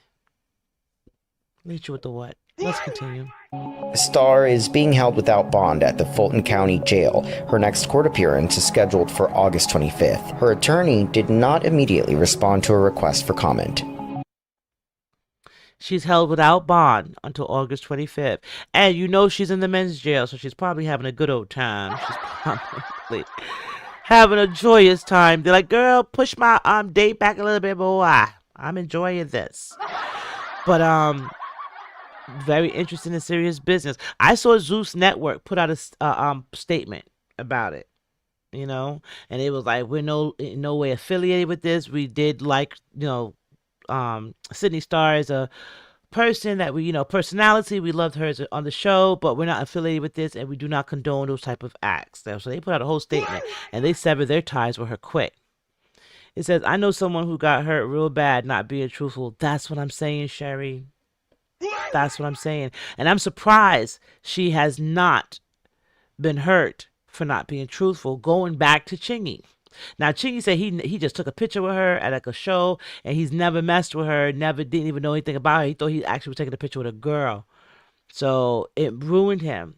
And he kind of said he had to kind of go through a little bit of mental, rehabilitation because of the toll it took on him, mentally, physically, financially. And she don't care. You know what I'm saying? And she's off to the next teenager. And the reason why I say she is just because she's always presented as a woman since she's ever popped on the scene, right? And she didn't look like an unnatural. She looked natural. Like, her face, everything kind of. So forgive me, guys, all right? I'm sending me some e-kisses out there, okay? So just aesthetically wise, she's always presented like that. So that's why I'm saying she. But yeah, Sidney Starr. Sidney Favors. That was Sidney Starr. This is Sidney Favors. Now this, how they do those 20 versus 1, where it's like 20 guys, one girl and who she's gonna pick for a date. That's what I'm saying. I think it was Soy Incognito mentioned that she was out there with the teenage boys in New York running up on them. She ain't stopped. She ain't stopped. Now she's doing 20v1, where she's going up for the guys and, seeing and asking questions. So let's listen to this. This is just a small clip but let's listen to it. And this is basically her present date, 37 years old. I ain't gonna lie, I got a little thing for 50 Cent. 50 Cent? Mm-hmm. Oh my God, that's a roster. And 50 Cent posted me on his Instagram page like probably a good 6-7 months ago because I had did an interview and I said that if a man is attracted to a trans woman, that he's still considered straight. Okay. And he posted it and he wanted to ask his audience what did they think. Okay. What them comments say? They was Thank you, deserving more. Oh, Let me okay. send you an e-kiss. I mean, thank you for the floating hearts. I'm okay 10 with jewels. it. So I'm like, he posted me. I'm like, 50, you might as well add me on to Power because he's never put a trans actor on there. Okay. Actor. Like, put me on there or let me take you down. She said, put me on Power or let me take you down. And so I don't think so. In that, in I don't know, but in 50 Cent's defense, I do know that he always trolls Young Buck about his sexuality, and I believe at the time when he did post Sidney Starr, it was in reference to trolling Young Buck. You guys keep me honest there, but that's what I'm remembering with that. But she kind of made it seem like he just posted her proactively. You see what I'm saying? And that's the thing that could kind of get you in trouble because you're making it seem like people are checking for you. Kelly. So, for example, you know, Sydney can be a woman's name and a man's name, like Sidney Poitier, you know, and I know a girl named, you know, I ain't gonna give her last name, but I know a girl named Sydney, right? So it can be either or. So that's why I was like, that's Sidney Starr, right? Like right here in this picture here, this is Sidney Starr. But let me see, what was my marker? 2241. Let me see if I can go back a bit. This is Sidney Favors. Sidney Favors. This, I'm trying to have a deep voice, guy. This is Sidney Favors. And it even looks, right? Let me go back here. But yeah. Sidney Favors. Sidney Starr. I ain't gonna lie. I got a little thing for 50 Cent. 50 Cent? Oh my God. That's a roster, yeah. And 50 Cent posted me on his Instagram page like probably a good 6-7 months ago because I had did an interview and I said that if a man is attracted to a trans woman, that he's still considered straight. Okay. And he posted it and he wanted to ask his audience what did they think. Okay. What them comments say? They was going in on me. Oh, okay. But I mean, I'm okay with it. So I'm like, he posted me. I'm like, 50, you might as well add me on to Power because he's never put a trans actor on there. Okay. Like, put me on there or let me take you down. Yeah. Devastated. So I want to shout out New York Nay on Instagram. That's why I follow her. And I like New York Nay because she comes through. Like, she stays on all news, current events, right? So let's hear her take on it. You know, I think she's always like funny and hysterical, but sometimes she gets serious and it's like interesting takes. So I thought that in vain of Sidney Starr and what we're doing, I thought New York Nay would be a great person to add to the context. And let's just hear her opinion, right? Plus she's a New York chick that keeps it 100, if you ask me.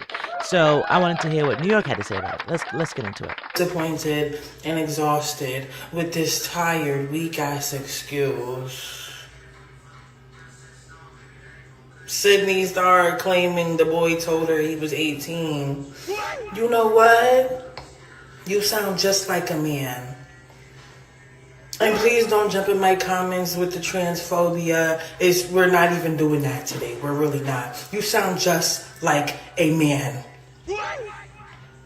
With a blasphemous fetish for children who takes no accountability or acknowledges that he is in the wrong in any way, shape, or form. You sound just like a man. Oh, but of course it doesn't stop there. Here comes Sidney raggedy-ass mother. Oh, that doesn't sound like my daughter. That doesn't sound like something that Sidney would do. Well, then perhaps it sounds like your motherfucking son. Okay. Perhaps that. I'm so tired. Y'all already know how the mother-son dynamic goes. So perhaps that sounds like your son.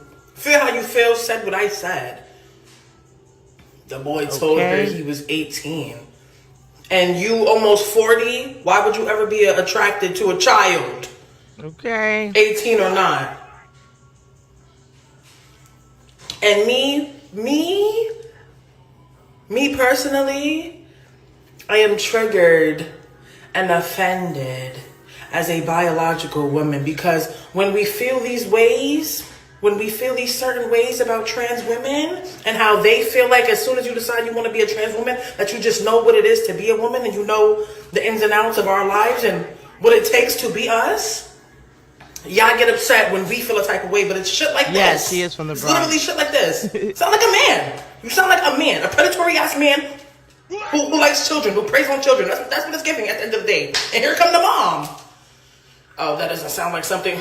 It's giving, oh, my son was a good kid, would never hurt anybody. I don't know how this happened. Like, I'm disgusted, honestly.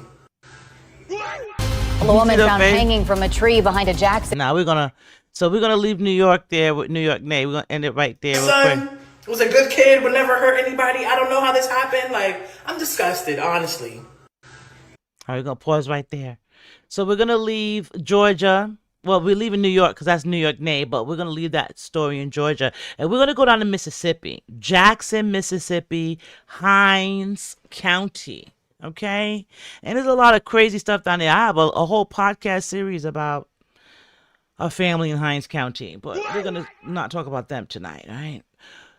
Did you guys hear about the young woman who was found hanging from a tree in Mississippi this week? That's the story we're about to get into. Jackson, Mississippi, Hinds County. A woman found hanging from a tree behind a Jackson house has been identified, and that case is raising new questions tonight. That's right. A city councilman says that federal authorities need to step in. 16 WAPT's Ross Adams explains what he wants and why he says the community can't wait.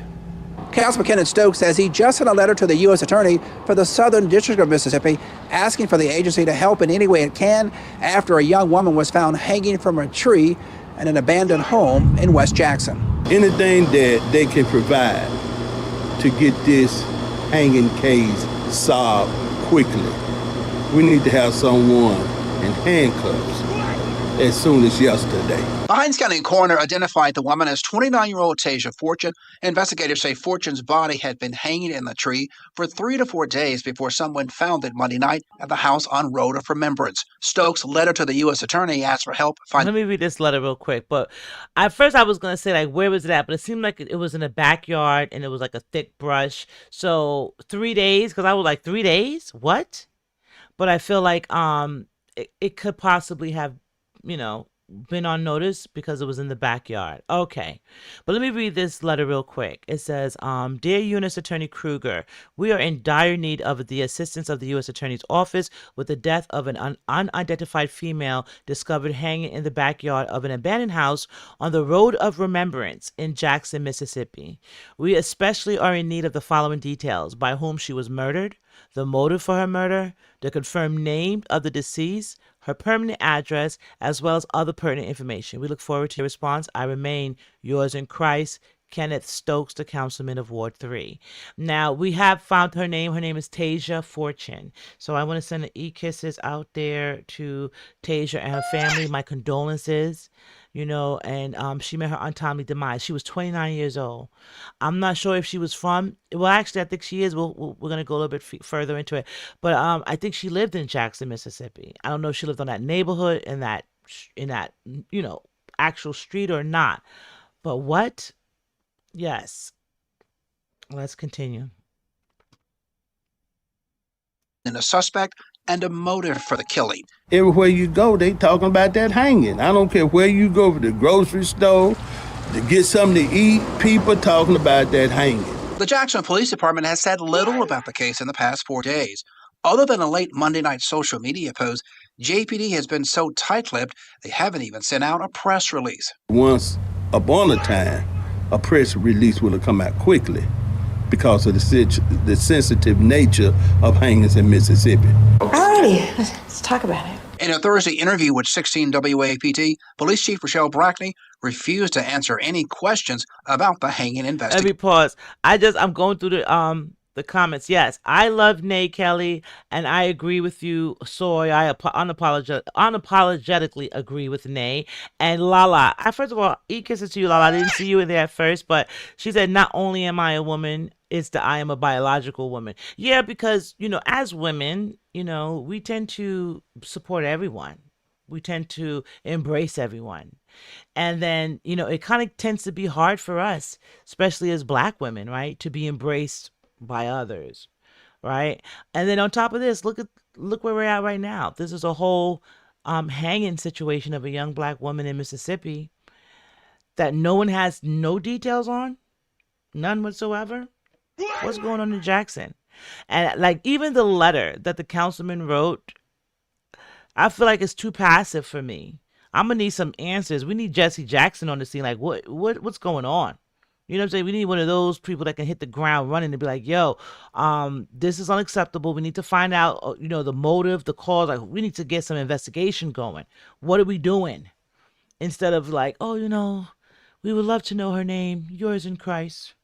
What? Councilman Stokes says even if there's no Thursday interview with 16. This release will come out I want you to watch though. This is the chief of police or whoever it is. Listen to what they say about her. quickly because of the sensitive nature of hangings in Mississippi. Alrighty, let's talk about it. In a Thursday interview with 16 WAPT, Police Chief Rochelle Brackney refused to answer any questions about the hanging investigation. Councilman Stokes says even if there's no racial element to this hanging, he says given Mississippi's history of lynchings, public officials all across the city need to step up and say this is unacceptable behavior. Reporting from Jackson, Ross Adams, 16 WAPT News. And I have several questions about it. Like, what type of neighborhood was this? Was this a Black neighborhood that this happened in? Was it a white neighborhood? Is this a neighborhood known for this type of, incident? That house is abandoned. Whose house is that? Who owns that house? The city? Who owns it? Is it truly vacant? Do people squat in that house? Like, who lives next door? Did they see anything? No one has Ring cameras. I have so many questions about this. But for starters, like, where did she go last? Who spoke to her last? What was her last steps around town, if you will? And 3 days, no one was missing her? No one was looking for her? So once again, her name is I think it's Tasia or Tasha Fortune. I send her family my condolences out of Mississippi. Mississippi is a wild place. And it seems dark. But let's continue. PD spokesperson says the case remains an active investigation. 29-year-old Black woman.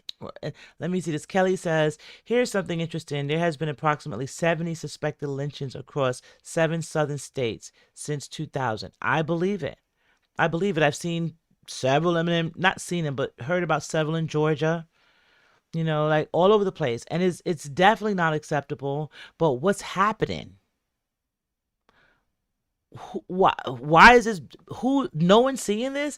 We literally have everything on cameras and all these different cameras and traffic cameras. No one sees anything. Ring cameras.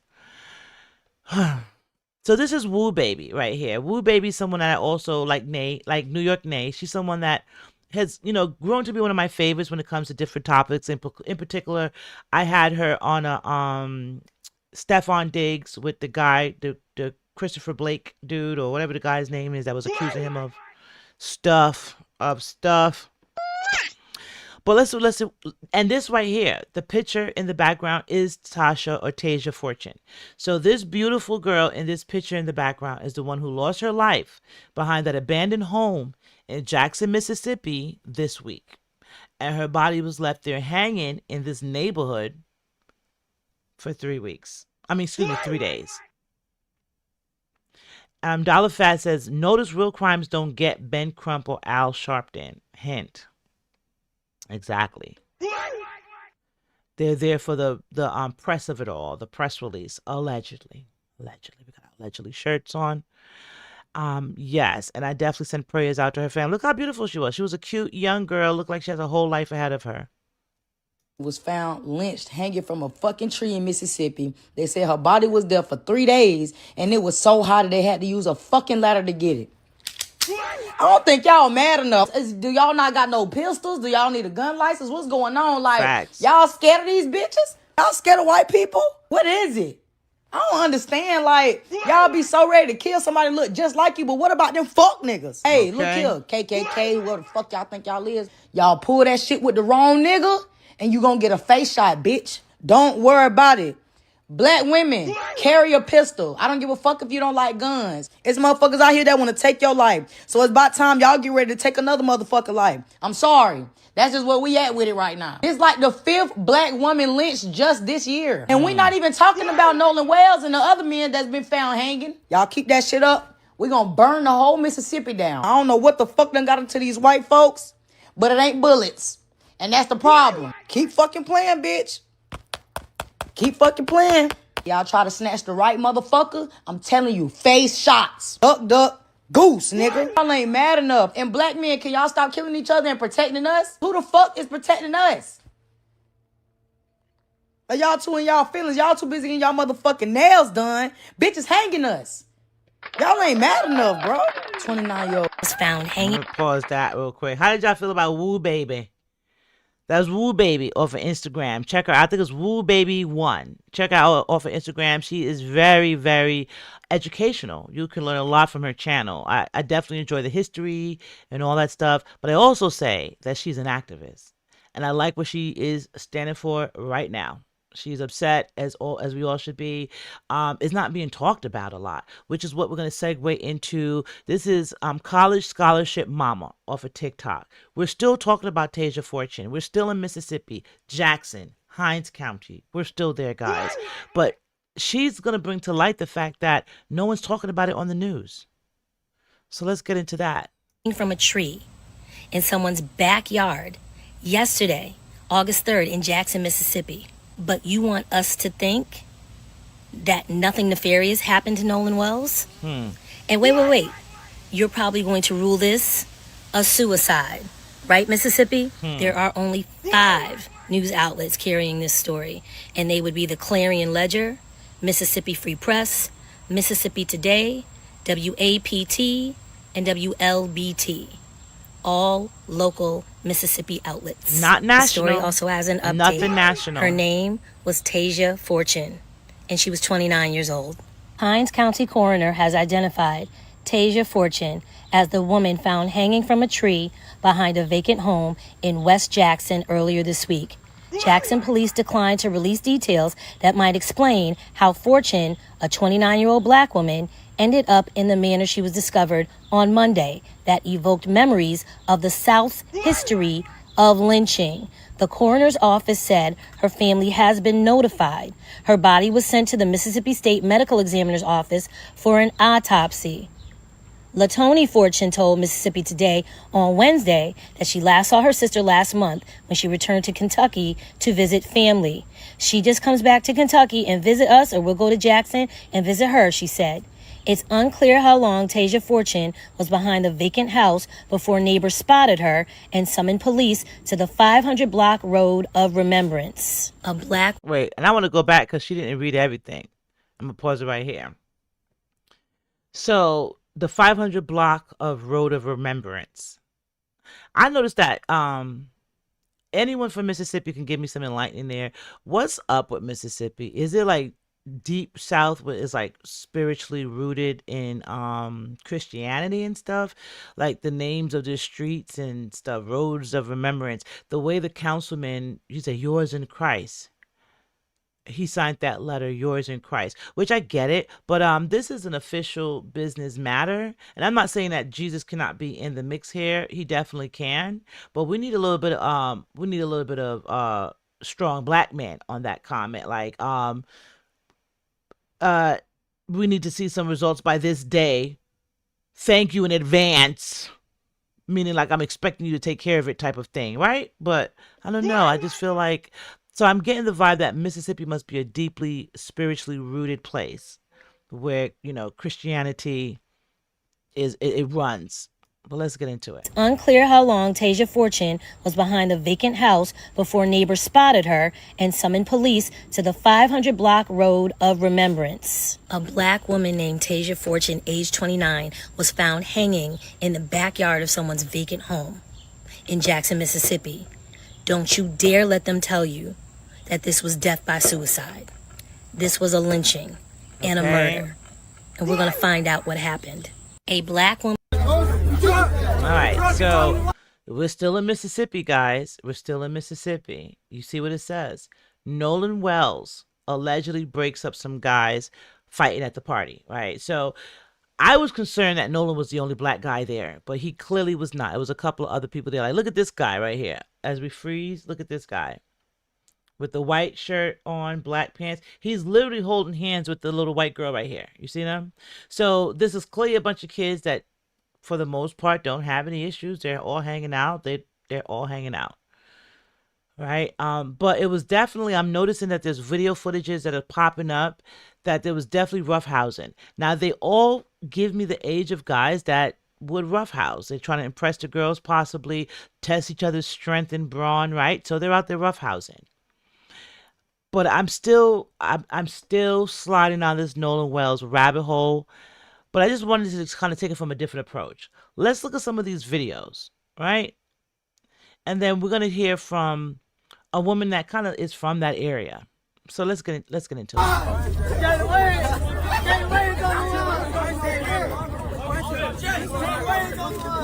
And they say Nolan walks up.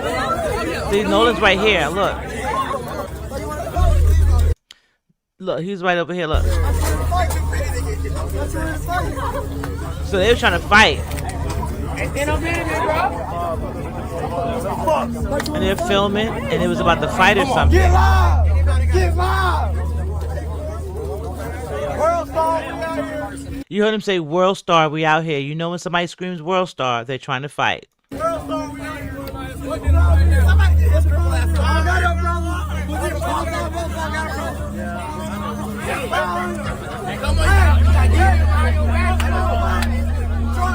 You're going to see Nolan walk up and like kind of break it up. Boom, here he goes. You see him? Right here. So this guy over here where my mouse is at was about to fight the other guy. And this is Nolan. Allegedly. You see I got my shirt on. And he walks up to defuse the fight and talk his friend off the ledge.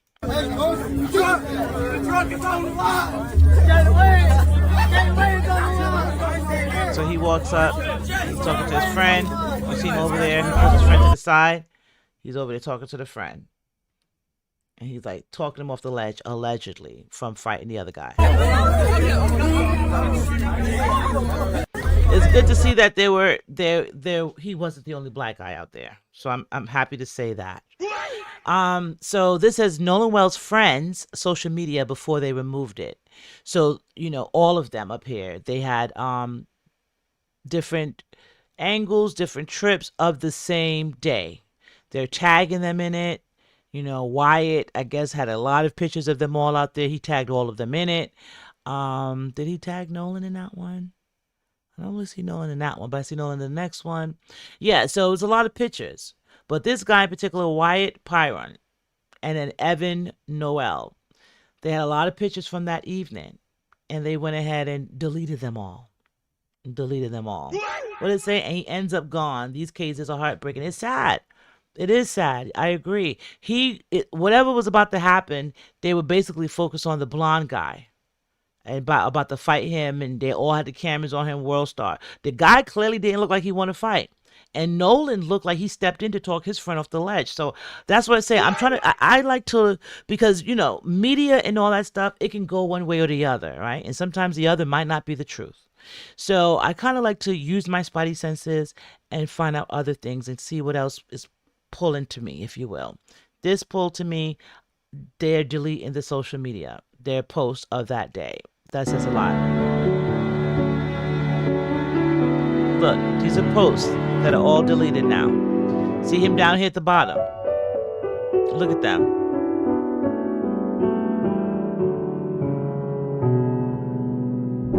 So they're all deleted now. Why delete it? They were hanging out. You see Bear. Maybe it's incriminating stuff. They're on the water. They got Bear. I don't know. You know?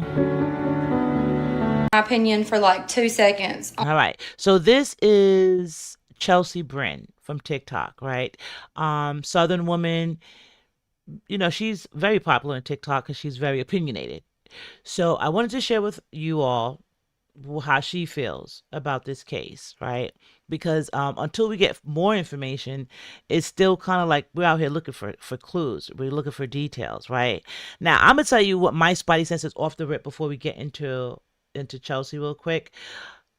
Every time I get a little bit more information about this case here, it reminds me of the Alex Murdaugh case from South Carolina. Do y'all remember that guy, Alex Murdaugh? Put a thumbs up in the chat if y'all remember Alex Murdaugh. He's the guy who his family was very prominent in the low country of South Carolina, rich, a whole, lawyer, a long line of lawyers, if you will. And they basically had a knack for covering up their own crimes. And for years, their crimes, they sweep it under the rug. They did insurance fraud, drug addictions, murders, several murders, until they couldn't be covered up no more because Alex Murdaugh killed his wife and his son, who had a boating accident, which was covered up, right? Two people, same type of situation. The son was a jerk. The son was drinking, carrying on. One of those, guys, right? And he's spoiled rich kid. He has the boat. All the kids go out there with him on the boat. He's liking one particular girl. That girl's not interested in him. He sees that she's checking another guy. He speeds off, kills the girl. It's a lot, right? It gets cleaned up.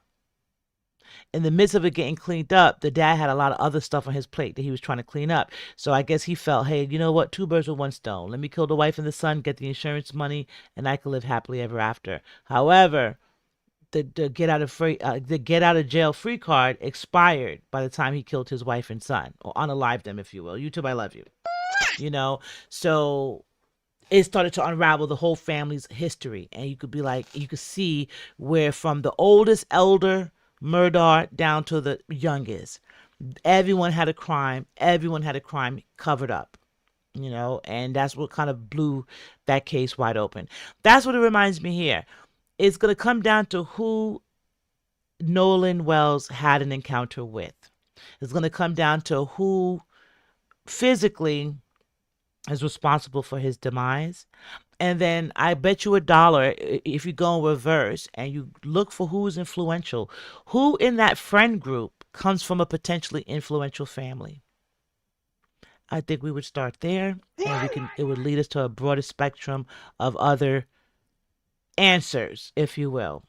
But if we're going to parallel this with the Alex Murdaugh case, and in particular, his son who had the boating accident, the son was a prominent kid, rich, do whatever he liked, came from a prominent family who was skilled at covering up stuff like this.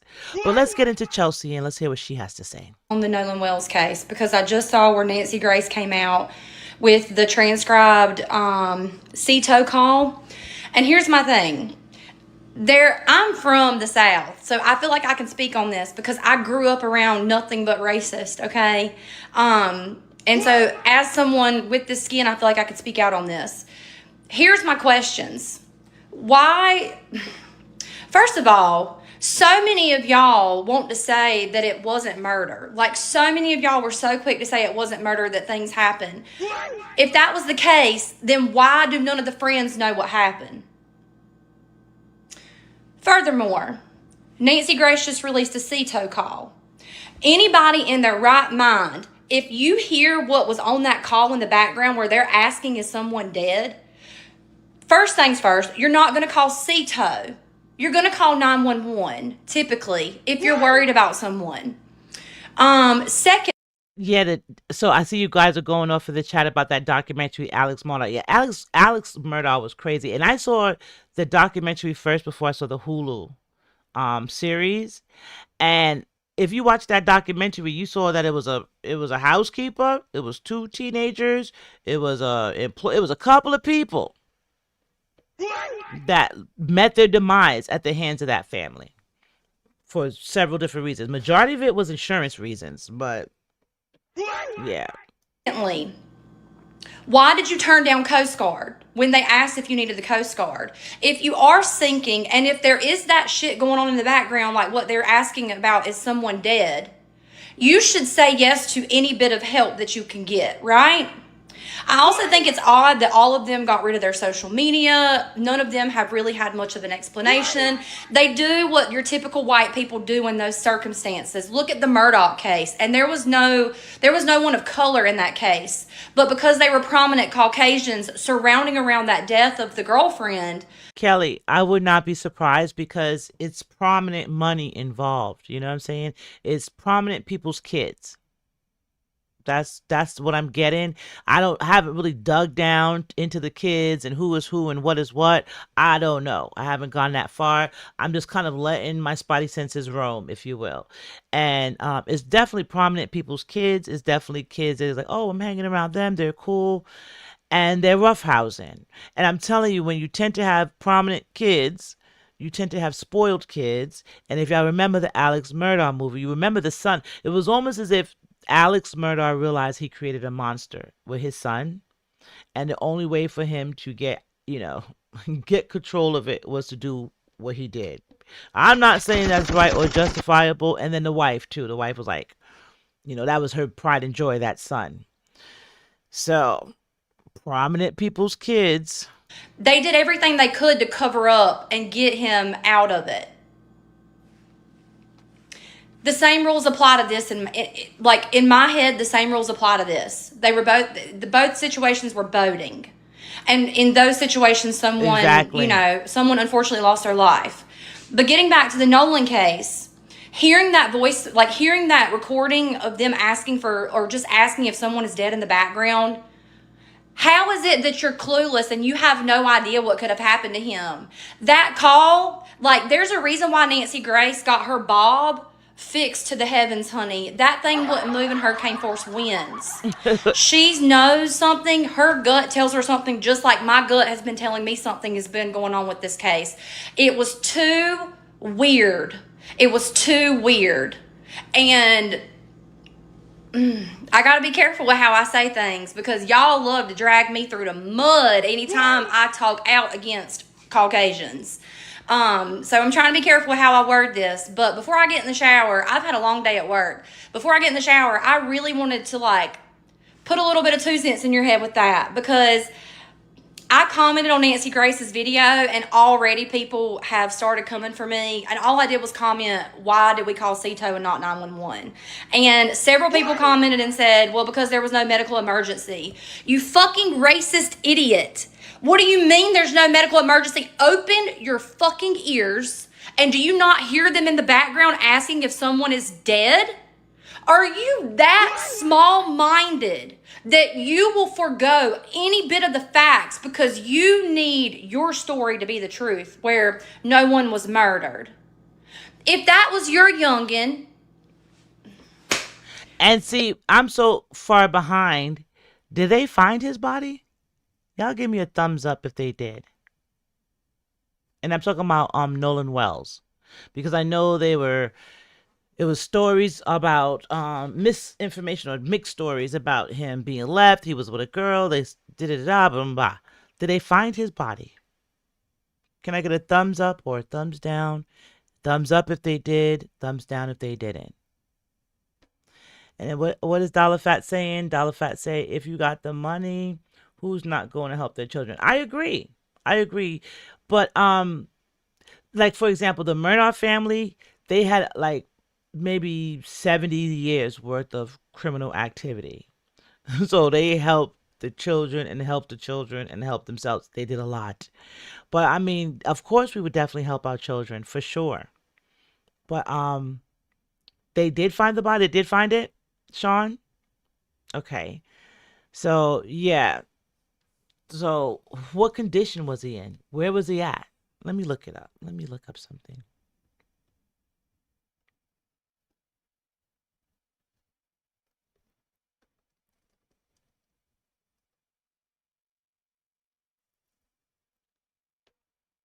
All right.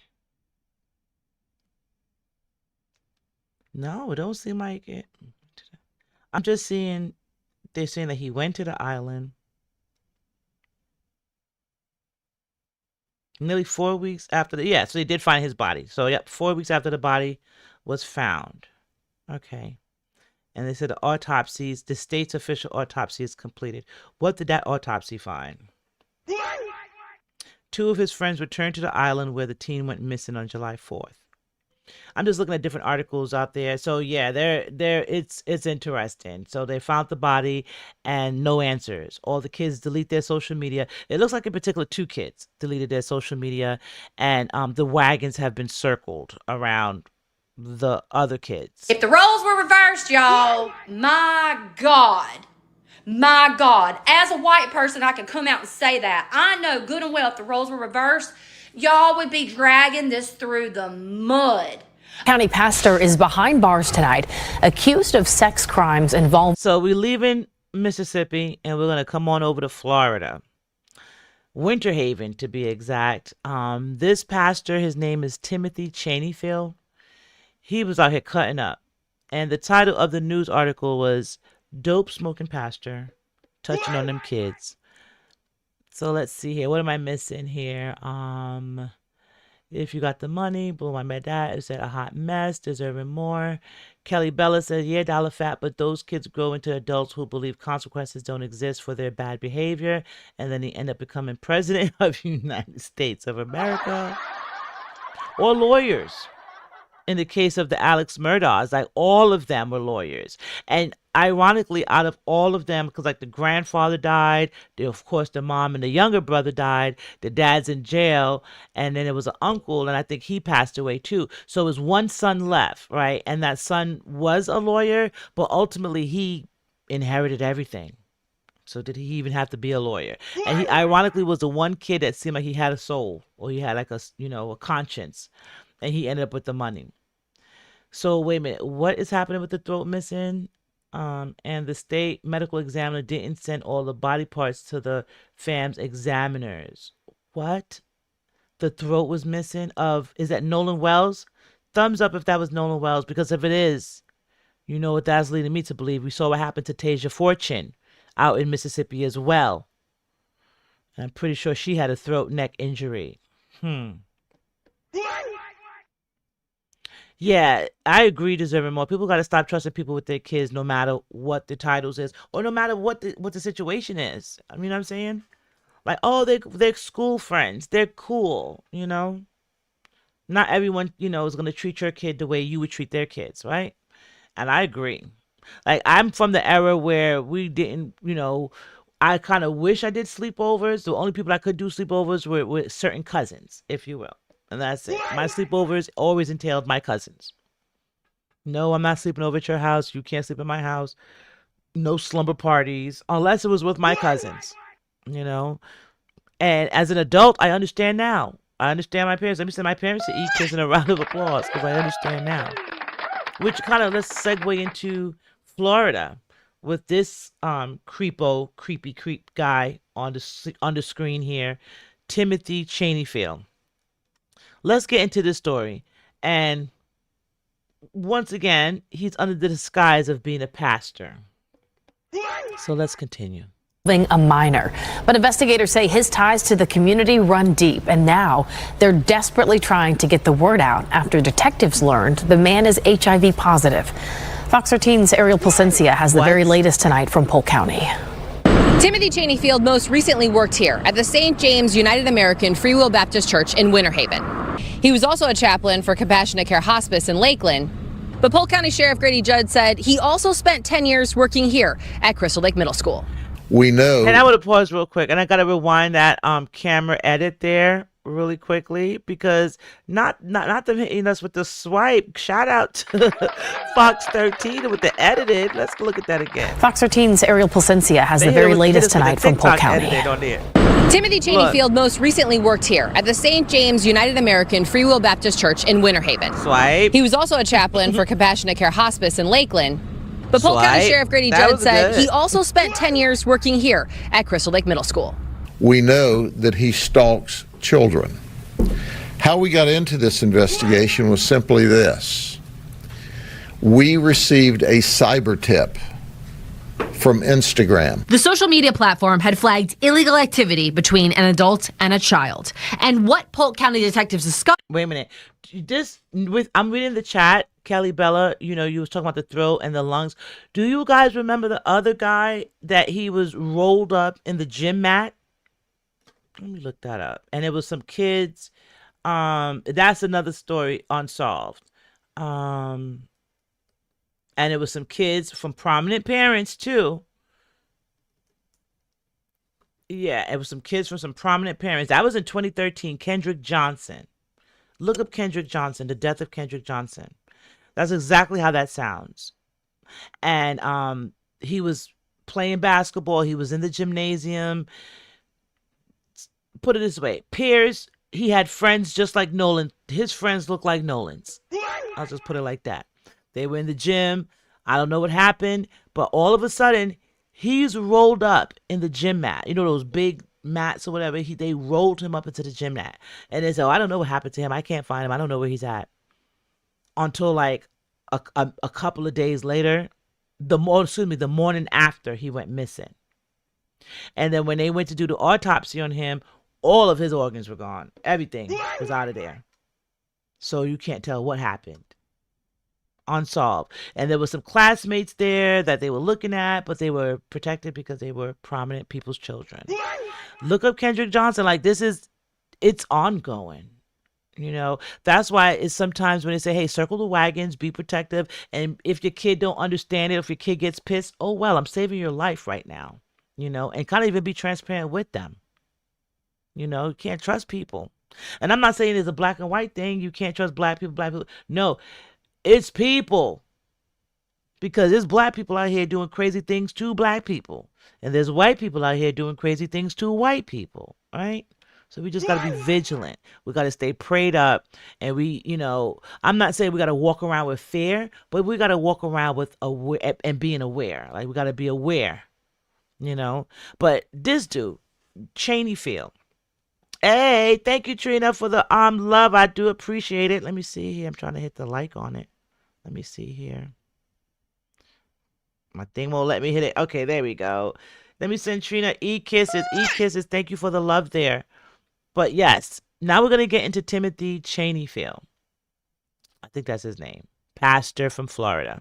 Covered is that Cheney Field first met the 14-year-old boy on a dating app. The two eventually moved their conversations over to Instagram.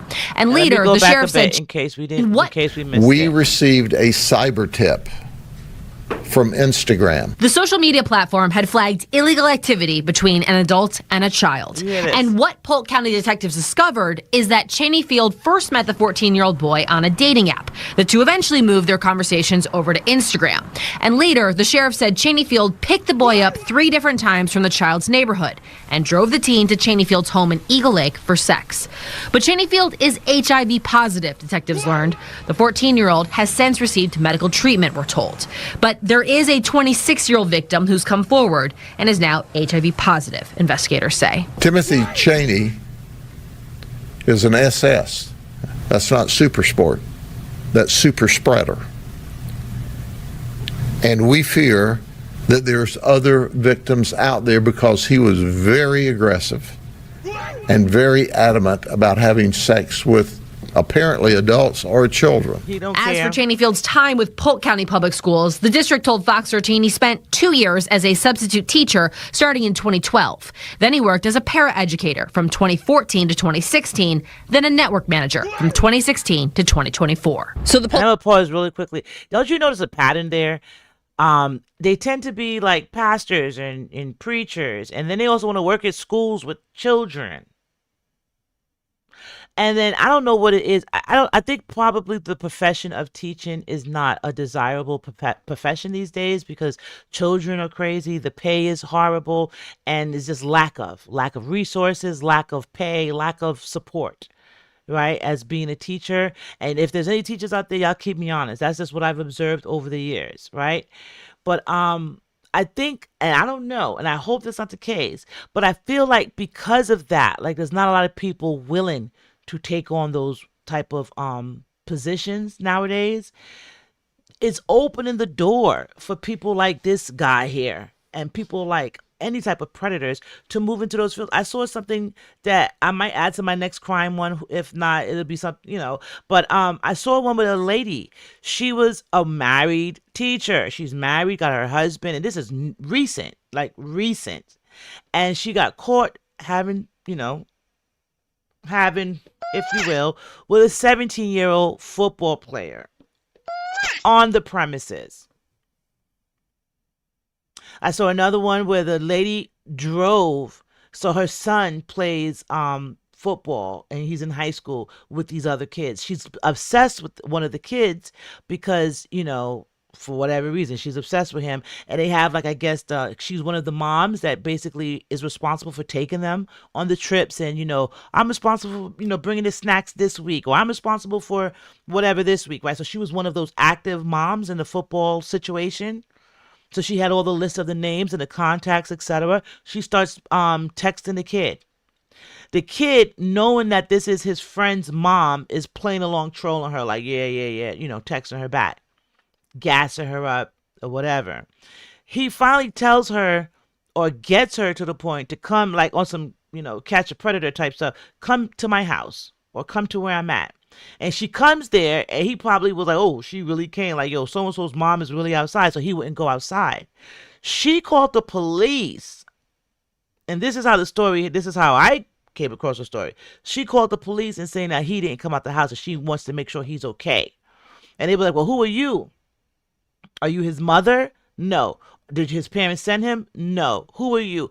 Oh, my friend plays, football with him.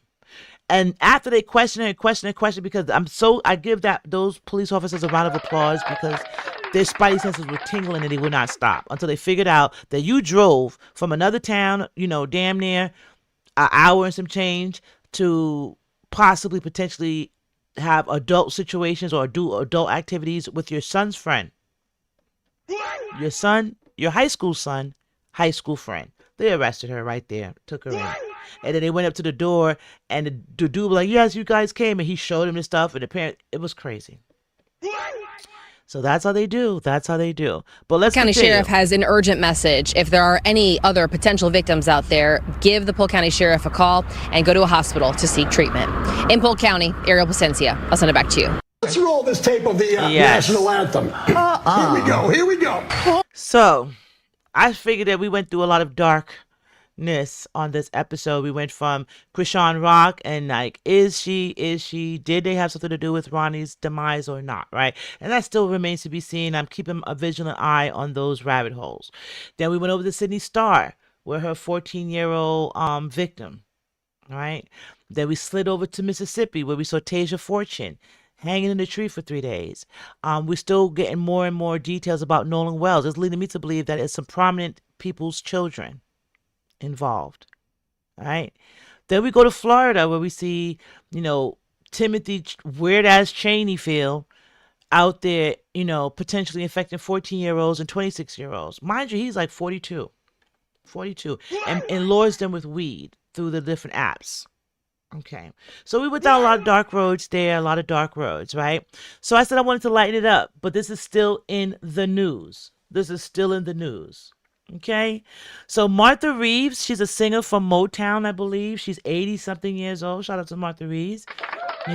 She recently was assigned to sing the national anthem at, I believe, a baseball game or something recently.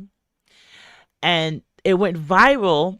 Hello, Tanya Peacher. Let me send you an e-kiss out there. Trina's, yes, replay for sure. This is a lot to unpack in this one. Martha Reeves was singing the national anthem, but she did not go viral. Well, she did go viral for singing the national anthem. She did. But she also went viral for threatening her background singers and cussing them out mid-practice and then the live performance. So really what I didn't want to spend time on that. We're going to see a little bit of it in here, but I wanted to spend time on her redeeming herself. So she was invited by the news team down to the news station to kind of go over that viral moment, right? So let's go back a bit and let's start, because this had me laughing all week, and I figured this was a great way to end this live episode. I didn't want to end on a dark note. You already know how I am, guys. Talk 'cause I love you. And even though I might travel down a dark road or two, I'm not a dark person, so I don't want to leave us with a darkness, all right? So we're going to leave out on a lighthearted note. Hopefully, you'll find a little bit of humor in it like I did. So let's continue. Sheriff a call and go to a hospital to seek treatment. In Polk County, Ariel Placencia, I'll send it back to you. Let's roll this tape of the national anthem. Here we go. Oh, say, can you see by Patan's early light? Look, you see how, wait, we got to go back. Do you see how she turned to face him like she was about to box step up? Look, let's go back. Watch her and the background singers. Here we go. Oh, say, you are welcome, Sherry. Thank you. And I want to say, take a time right quick because we're closing out, but we're going to be here for still. We've got a few more minutes. But thank you all for spending your Sunday with me. I definitely do appreciate this. And I'm warming up. You already know that, guys. I'm warming up. I'm knocking off, the little bit of, apprehension and scaredness, if you will. And we're moving forward. We're trudging forward. So as it stands now, I like the fact of doing what I'm doing on the weekends. So give me thumbs up. Do y'all want to, until I'm building my momentum, until I get more savvy with it. But are you guys cool with the Saturday and Sunday lives? Thumbs up for Saturday. Thumbs up and thumbs up and a heart for Saturday and Sunday live. So thumbs up for Saturday, thumbs up and a heart if you want me to do Saturday and Sunday. All right. And then we'll continue this on, and I will work on just kind of gathering things like we do to move forward. But let's get back into Martha Reeves, and I want y'all to watch her when she turns to the background. First of all, she told them they got to share a mic. Do you see them over there? They're sharing one mic, y'all. So not in addition to them sharing one mic, she was threatening the whole time. She was roughing them up. And then she turned to them like, don't eat the cake, anime. All right, let's get into Martha. Let's go back a bit, because Martha, we're going to end with Martha on the bag. Hospital to seek treatment. In Polk County, Ariel Placencia, I'll send it back to you. Okay, I see you all. Yes. National anthem. Saturday and Sunday it is. You spoke it. Listen to Martha. Watch her turn. Look at her. You see how she turned? I just want to sell records, that's all. You see how she stopped singing to the crowd and she started singing to them background singers. Like, yo, I'm about to knock y'all out. Let's continue. She was off the chain with this one. I didn't do that. Those girls were singing. It was their fault. They were off key. They were trying to make some money. Oh, what'd you think about after that performance when you were walking off the field? I didn't cry. I was glad and proud of me that I held my composure. Yeah. I'm happy. Yeah. I didn't take the mic and hit that girl. Yo, Miss Martha is full of sass. You hear me? She turned around and she looked like she was ready to fight them. And then she turned around and then she just said, here, I was about to hit him with that microphone. And she looked like she was ready. She was ready to throw down. And then if you watch the viral moment, she was like, you're singing off a key. You're singing out of tune. Hey! Like, you singing out of, she was going off. She was going off. Thank you, Kelly. Let me say you some e-kisses there. That was cool. That was the first time I seen the fingers heart snap. That was so cool. I love it. Oh, man. Let's see here. You're thinking about so it's official. My consensus, me looking at the chat, it looks like, Saturday and Sunday. Saturday and Sunday. We're going to keep the lives to Saturday and Sunday. Now, I might do a live premiere, throughout the week where we can kind of gather and still talk on the videos. But like this, where I'm actually talking to you all, I can see the chat and I can respond and whatever. We're going to keep that for the Saturday and Sunday. Let me send y'all some e-kisses because I love y'all. Y'all make a girl feel loved. I just want to give y'all a round of applause. So thank you all, and thank you for sticking out here with me with my interesting content of crime and consequences tonight. And Martha told them there's going to be some consequences if you don't hit that note, and I will be having a crime. I will be committing a crime, and you will have consequences if you don't sing this note. I'm from Detroit. Listen. Wait, go back. She said, I'm from Detroit. Listen. We're singing. It was their fault. They were off key. They were trying to make some money. Oh, what'd you think about after that performance when you were walking off the field? I didn't cry. I was Trina, glad and proud of me that I held my composure. Yeah. I'm happy. Yeah. I didn't take the mic and hit that girl. But you're thinking about it. You're thinking about Detroit. Listen, I dance in the street. She said, I'm from Detroit. The national anthem right now? Not them. No, not them. And trust when she says she danced in the street, she talk about brawling. She's not talking about dancing. She's talking about fighting.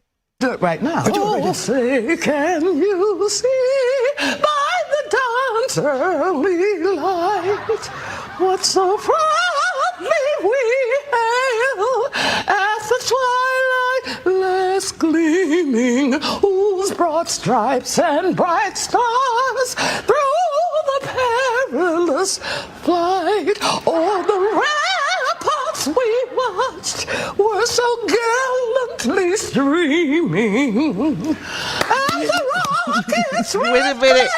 the bombs bursting in air gave Wait a minute. Did you hear them try to clap her out? They try to clap her off. She said, no. the night that our flag was still there. Bring it on, bring it on. Oh, say He said, bring it home. was that star-spangled banner yet wave o'er the land of the free and the home of the brave. Give Martha that round of applause. We're going to give Martha that round of applause. I definitely want to end it on a good note. Now, I'm going to tell you something that another reason why I added Martha in here. You know, I always talk about my granny. And I love my granny to the high heavens. You know, she's in heaven and she's also within me. But my granny would sing like that when we were kids around the house. And it was like, it don't matter what song it was, it sounded like that. So Martha reminded me a little bit of my granny, so I wanted to share that with you with the singing anyway. But Martha's a tough cookie, and she said, listen, it's either I'm going to catch a charge or you going to catch that note. So which one is it going to be? But oh my God, I thought that was funny. And I thought that was a great way to end this episode because honestly, at the end of the day, we need to laugh, right? It's so much darkness out here in the world, from people neglecting their children to people taking advantage of other people's children, to people taking the lives of other people's children. There's a lot going on, right? So we need a Martha Reeves to brighten our day. We definitely do need that. So I hope that you liked it because I love Martha. She was cutting up and she's letting you know that she float like a butterfly, sting like a bee in them streets. She dance in them streets. She said she danced in them streets. Don't play with Martha. And Martha 82, did you see the way she turned around and looked at them two ladies sharing that one mic? Like, I'm about to bop you with this mic. You better get that note right. Oh my God, hilarious. Let me look at some of these comments here. Thank you for the jewels, Sherry Jackson. Soy says, I was just thinking she reminds me of my grandmother. The jokes we had growing up because she always couldn't clap and sing at the same time. Oh my God, did we have the same grandmother, Soy? That was my granny in church. Like everybody be like, and my granny's like, we would be like, what? Granny, pick it up, pick up the pace. And then when she's at home singing, like she'll be cooking and singing, and we be like, what year that song came out, Granny? She sounded just like that. So Martha reminded me of my granny, and I wanted to share that with you. And I'm happy to see that she also reminded you all of, or some of you all, of your grannies. You know what I'm saying? So we need that. E-kisses to Martha Reeves out there for putting a smile on my face and putting a smile on your face. And because she was news and it was relevant to the topic, I said this is a great way to end the night. So right now, I'm going to tell you all, I'm going to ask you all, how did y'all feel about this? How did y'all feel about this crime episode? How did y'all feel about Chrisean? You know, this is probably my second dive into it, if you will, into this side, into the criminal potential side of Chrisean and Blueface, or even if they have anything to do with it, right? So I'm going to be following them on it. But how do y'all feel about it? Do y'all feel that Ronnie is the father? Do you feel Blue is the father? Like, y'all already know my answer. I think Ronnie's the father. Now, if it's not, I would bite my tongue and I would apologize. You know, I have no problem apologizing if I'm wrong. But I'm looking, and I look at this baby. I examine that baby every chance I get. And nothing about him gives me Blue. Nothing. How do y'all feel about Sidney Starr? Do you think Sidney Starr needs to go away for a long time? I think so, because I feel like she might have been doing this for a long time. But just under the guise of fame, so we haven't really seen it. We haven't really, I'm not saying seen it, but paying attention to it. So he said, girl, yes, we used to clown her, but you couldn't get her off that choir. No, not my granny. For the longest, when I was little, I thought my granny was an opera singer because she sounded just like that, right? But she sounded just like that. And she would be singing around the house. And so as a little kid, I used to like, my granny was an opera singer because that's how she sings in the house. My granny was cutting up. But clearly all of our granny went to the same school of life, for real. Oh, man. Deserving More said, I feel just do right by the child. I agree. Round of applause. I agree. Soul Love. I missed that voice. Yes. Yeah, so we've reached the end of the live, guys. I thank you all for sticking out with me here, for tuning in. I have fun. It was fun yet again. The laughs, I'm going to do my part to break it up. I'm not going to bring you 100% dark and dismal without bringing some light into the situation because, it's Sunday. We're moving into a new week. We want to be fresh. So I definitely want to leave us on a lighthearted note so we can move forward and enjoy. Get ready. Get ourselves prepared for our new week, right? I am going to be editing some videos for you all. I stay in the trenches, right? And who knows? I might be back for a live premiere. I'm sticking to the weekends for the lives. We agreed. We are in an agreement, right? So Saturday and Sunday will be the lives. Regular scheduled programs throughout the week. I'm trying to keep them shorter for you throughout the week and then save our longer stuff for the weekend. But if I have something that might be engaging and I say, hey, whatever, I'll throw a live premiere on that and we can gather and we can talk in the chat on it, guys, right? But right now, you know what I'm going to do? I'm going to hit you with the motto and I'm going to leave you with the brand. If you like anything I do, tell a friend. If you don't like anything I do, please tell a friend. And from my lips to your ears, I want all of you, each and every one of you out there to know that I love you. Let me send you all e-kisses. I do love you. Because if I didn't have you all to talk to, I'd be talking to myself, all right? And in the words of Christopher Williams, it's not cool. Could you talk to yourself? Because there ain't no one to talk to. That's not cool. All right. So I definitely appreciate you all out there for joining me in this conversation. And consider, hitting the like button, subscribing, turning on your notifications, sharing it, tell a friend, tell a friend, tell a friend. Now the hypes are a little bit, the lives are a little bit different. You can't hype this video up until a couple of hours after YouTube goes through it, make sure everything is good. And then you hit the like button on it, then you'll see some hypes. So if you're not able to hype it, if you run out of hypes, it's okay. You can still share it, tell a friend, and tell a friend. And you all know what I'm going to say right now, guys. Until next time, it's your girl Gangali, and this is She Could Talk the Podcast, and I'm out. You all have a safe night. Y'all be good. Love you all. Send you e-kisses. Until next time, guys. Peace. Let's get back into, let's see what Martha, if she'll lead us out with something. Nah, she ain't leading us out. But y'all have a good night, and I'll talk to y'all soon. Peace.